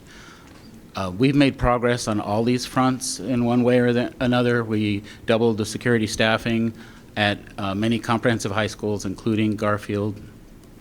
There is a community passageways partnership agreement, and through that vehicle, we're providing some of the aspects of student coaching and case management that Dr. Hart was looking for.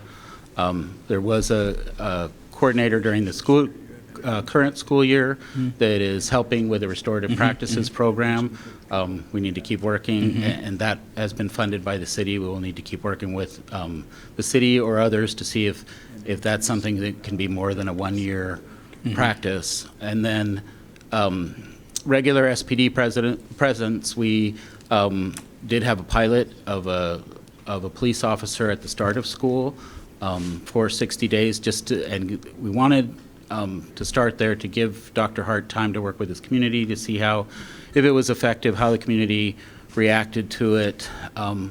The fact of the matter is there are a lot of safety you've heard from folks tonight that there have been many victims of gun violence in the surrounding area over the last couple of years, and shots fired. So we're working a lot with the police at Garfield one way or the other, because things happen surrounding the campus that need to involve the police. The reason there's an interest in a school engagement officer is to make that relationship better, and to make sure that we're working with officers as in sort of a liaison role that understand our school and the needs of our students, not to be the primary police force and not to be the primary security in the building. That is the responsibility of SPS staff. So again, we've been working with the community for the better part of a year. We heard from some of the Garfield PTSA leadership tonight, and certainly heard from them last spring and summer. We worked with the city, who provided some data analysis and some focus group support for multiple campuses, not just Garfield, but to understand kind of the patterns of security incidents, the patterns of 911 calls, and our security incidents, to try to see what priorities, where the greatest needs were. Our staff have participated with other city departments, including SPD, in the Central District Public Safety Accountability meetings that are hosted by Garfield, happen monthly, to hear from multiple community members about their concern in the Central District, including Garfield.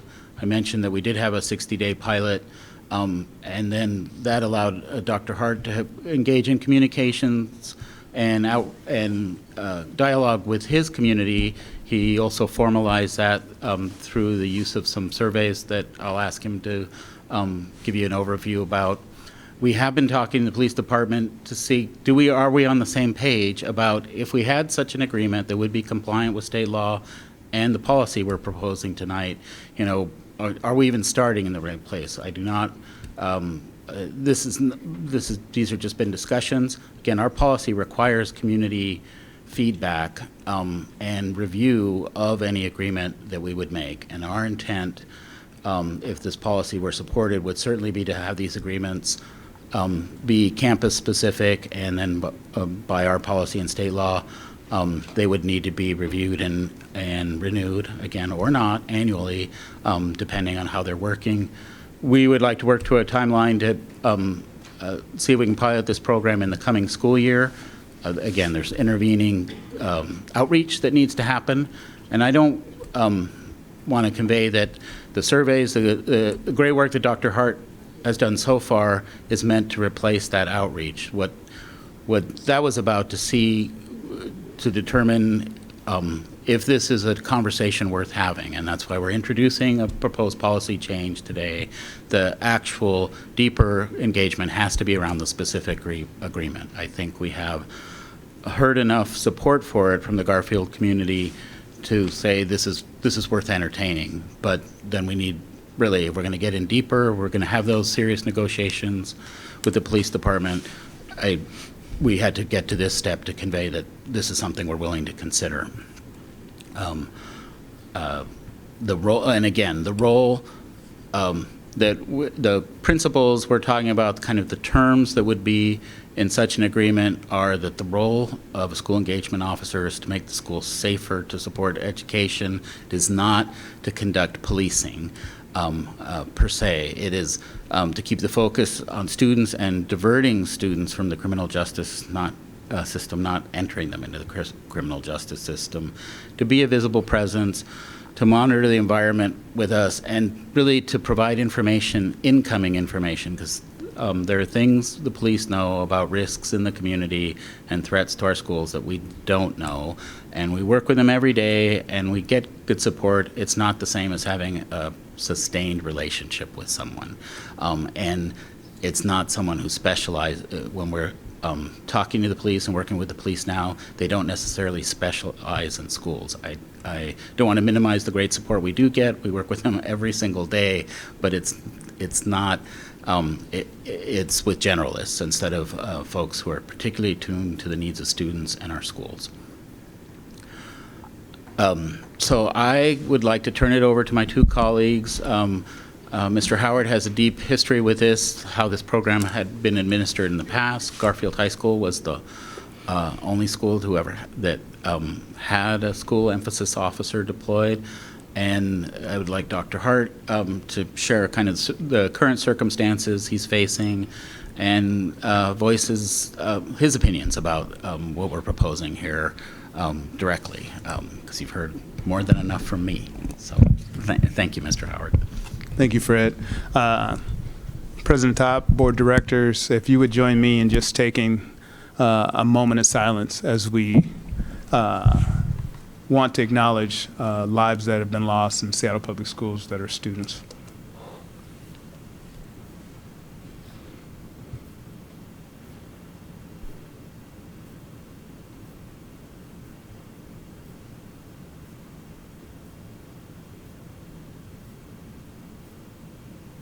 Thank you.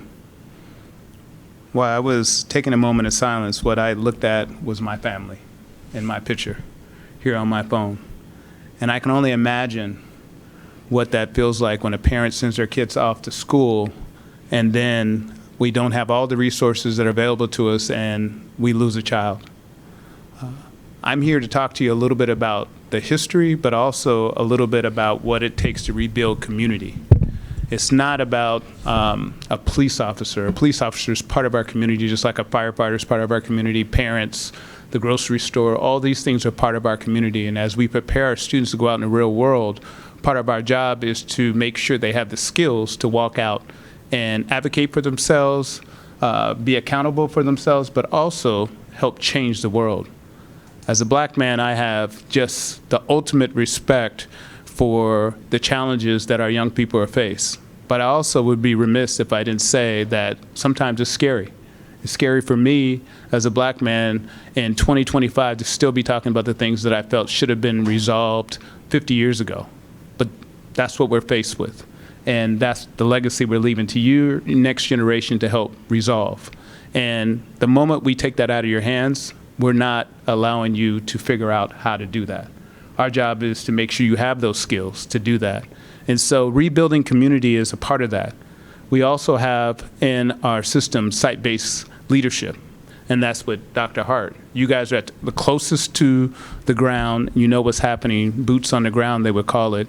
And we need to allow you to figure out what that looks like with student voice, with parent voice, with staff voice, and for you guys to figure out what that looks like for your community, your culture and your community. Every community is different. And as we do that, it's up to you to figure out what that looks like and to build in adjustments. I want to commend our board for actually putting a moratorium in place, because at the time there was no checks and balances, no accountability. Now the state has put these matters in effect and is holding us accountable for it, for us to put those things in place. But what's missing is rebuilding community.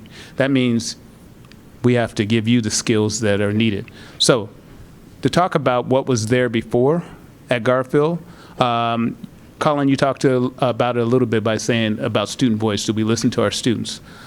I want to just reiterate, there's no students in Seattle Public School at this time that had or been impacted by a police officer in their buildings. They've all graduated. So there's testimonies that have talked about it. The second piece of this information that I want to make sure that as we talk about equity on a regular basis, about speaking for marginalized communities, we pull a chair up for the marginalized communities for them to talk, to bring the focus groups of them here and not to talk for them. So when we talk about racism, we talk about equity, that is racism when we talk for somebody else. No one can talk for me as a black man of what it feels like to drive down the street or get pulled over or get harassed. That's for me to tell that story. And if I don't feel empowered enough, like you said, Colin, to speak your truth, then something else is going on. Our job is to do that. Garfield has a long history of speaking the truth, from taking a knee, long time ago, it seems like a long time ago, but it was just a short vehicle a minute ago, of taking a knee and standing up for students' rights. And as they saw that, students spoke their truth. Our young ladies spoke their truth, our young men spoke their truth, different racial groups spoke their truth, and that's very important. So Garfield has a long history of speaking the truth and being leaders about what they need to do. And so with that, we want to talk about some of the programs that allowed them to speak their truth. So we focused on respect, safety, and character building. At the 9th grade, it was a foundation of awareness. Awareness of who you are, around respect, around consent, around empathy, and creating healthy boundaries. Very important at 9th grade to develop those things. And then at 10th grade, it was about responsibility and action, bystander skills, conflict resolution, and accountability. Because we're all accountable for making decisions, and we make those decisions a lot of times as young people. We don't want to deal with the consequences, but we have to learn how to do that. At 11th grade, we talked about advocacy and influence. We talked about peer mentoring, policy advocacy, and youth leadership. And then the last piece was legacy and reflection. If you walk into Garfield, you see two things that are up on the wall: legacy and promise. The legacy is what you guys leave as students. The promise is to continue to keep building on the actual education of everyone. And so that is capstones, that's community leadership, and cultural change. Everything that happens in Garfield, I should be unrecognizable for the next group of students in 4 years. The change should be happening that quickly. So if we're still talking about things that didn't happen, that means as our education system didn't do its job to empower you to make those changes and have lasting change. And so that's what we're trying to build today, the flexibility for that to happen, for your voice to be heard, for you guys to stand up as you are board members sitting here as student youth to make change happen. And it needs to happen not in a reactive way, but in a proactive way. So those are some of the things that we have built into Garfield to make that happen. And so rebuilding that community, having that site-based leadership, and then having our teachers, our principals, our parents, our community leaders, and police officers and firefighters who are part of making sure we're safe to be a part of that conversation. That's ongoing conversations that need to happen. So at the school district level, we need to be doing that to help support all our high schools, and that needs to be done at the high school level with leadership. And that means monthly conversations to bring these focus groups together and bringing in expertise that's needed in different areas so to make sure those things happen. I will say the last piece in closing. This is about raising young people into leaders, not just students who graduate, but citizens. Citizens who stand up, speak out, and create safety in their communities. That's what we're building. And so if we're doing it correctly, you will walk out having those skills to be able to go and make a better America, a bigger and better America that impacts the world, not just our community. So I'll turn it over to Dr. Hart. All right, good evening, actually. I'm Terrence Hart, the proud principal of Garfield High School. This is my 4th year serving as principal of Garfield. And I just want to sort of paint a picture about what the experience has been for our students post-COVID. The freshmen that arrived at Garfield post-COVID are now seniors and are about to graduate. And I've been through the 4 years with them, learning from them, experiencing trauma with them.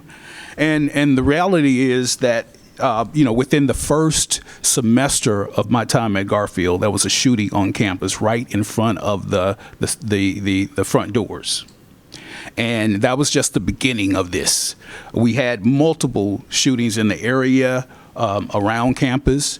And on May the 18th, 23, we had a 19-year-old that was shot at the Teen Life Center, which is adjacent to the Garfield campus. On March the 24th, we had a Garfield student who was shot at a bus stop, technically not on campus, but adjacent to campus. And on June the 6th, 2024, we had a murder on our campus. We had the death of our student, Amar Murphy Payne. And these events and everything that has followed those events, from the constant lockdowns because of threats in the area, to the students letting outsiders in our building, and we're having to chase them out of the building because we believe that they're targeting students. This is the reality of running Garfield High School. Yeah, it's not just about instructional leadership, though that's what we want to focus on. The reality is we have these major safety concerns that continue to be a part of how we are expected to operate and run Garfield. And there's significant impact. I mean, we hear students talking about the anxiety, staff members talking about their anxiety and their burnout, staff members telling us that anytime they hear the ding from the intercom system, when we give it an announcement, they freak out because they are so afraid that they're going to hear shelter-in-place lockdown, because that's been such a big part of our experience at Garfield over the past 4 years. And that's our reality. And yes, I was fortunate enough to go to come to the leadership and I asked for some things to fortify our safety on campus. I asked for increased security specialists. I got additional 2 security specialists. I asked for community passageways or some CBO organization. I got a partnership and an MOU with Community Passageways, and we're proud to engage with the work with them. We asked for student coaches, case management from Community Passageways. We were able to get that support.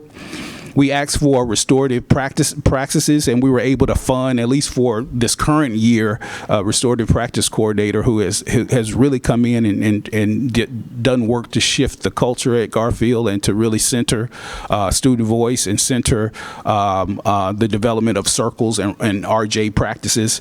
But the reality is we are faced with safety concerns each and every day at Garfield. This is our reality. And as principal, it falls on me. At the end of the day, it's my responsibility to keep our students and staff safe. And we do everything in our power. We fortified the building and the doors. We're doing everything in our power. And I don't think that a school resource officer or a school emphasis officer is the only answer. But in combination with these other supports that we have, the increased security specialists, community passageways, case management, restorative practices, we also want regular SPD presence on campus. And I think this pilot is a perfect opportunity to reintroduce that. The thing I want to emphasize is that this is not a new program to Garfield. For years prior to COVID, Garfield had a school resource officer. And when I talk to alum, when I talk to staff members, I hear nothing but good things about the relationship building that that individual had on our campus, that students believed in him, students trusted him, he engaged with them, he was part of the Garfield community. And all of a sudden, those resources are taken away and nothing is replaced. Nothing is given in to replace that resource that was the SRO that was at Garfield for many years, and by all accounts ran a successful SRO program. Now we're coming from COVID. Violence has increased, and nothing has been replaced. It's just take this support and figure it out. And I am full support of a pilot, and I love hearing our students advocate for themselves. But I want to make clear that what I don't want from any SEO or SRO is policing on my campus. That is absolutely, I don't need anybody to support discipline. That's what our admin team is for. That's what our support staff is for. What I need is someone to come in and build relationships with students, someone who can respond in a crisis situation, because we've had many crisis situations over the years. That's this year alone, we've gone into shelter-in-place lockdown because of threats near our campus. And I feel better having a consistent member of SPD who has been trained in culturally responsive pedagogy, or culturally responsive practices, who have been trained in trauma-informed practices. And that's what this program does. That's what I'm hoping to get out of this pilot.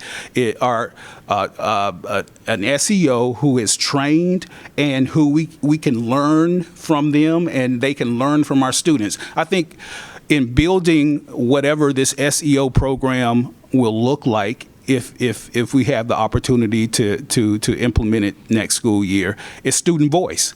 I want to hear from students. Let students be a part of the table, talking about what are your needs, what are the limitations, what are the parameters, what don't you want to see? And there is no way that I, as a man, as a black man, will allow a SEO on our campus running amok and being disrespectful and doing harm to our students. Absolutely, that's not what I want. And that's why I think it's important to emphasize that this is a pilot. We're learning from this. This is an opportunity for students to talk about what they need, staff to talk about what they need, engage families. But I think this is worth us piloting and learning from it and making adjustments. And if we see that this is not having the impact that we want, I'm perfectly willing to say this is not working. Let's abandon this. But I think we owe it to our students, especially after everything that we've been through. And it's not just over, because fortunately this year it's been a quieter year, and I'm afraid to say that with so many days left in school. But it's been a quieter year. But the support is still needed. The support is still needed, and I just want to take this opportunity to really advocate for us piloting the program and really centering in students in making this program what we think it should be. Right on 8 o'clock on the dot. So we have an obligation to move to our budget hearing, but I want to thank you all, specifically Dr. Hart, for coming down to central office for the presentation. This is just the start of the conversation. I think all board directors have a lot of questions. I have a whole page here. I know that students, board directors also had testimony they wanted to provide. If they're not going to be here at our next meeting where we'll continue the conversation, I want you to provide the testimony to staff so we can make sure that it is included in the record for things, and we're going to move very quickly, because we have to start at 8, to the budget hearing, and we'll head back to the dais. But there being no further business to come before the board, the regular board meeting is now adjourned at 8 p.m. We will call the budget hearing to order momentarily. If you are here to testify for the budget, there will be a sign-up sheet in the back of the room. You have to sign up in order to provide testimony.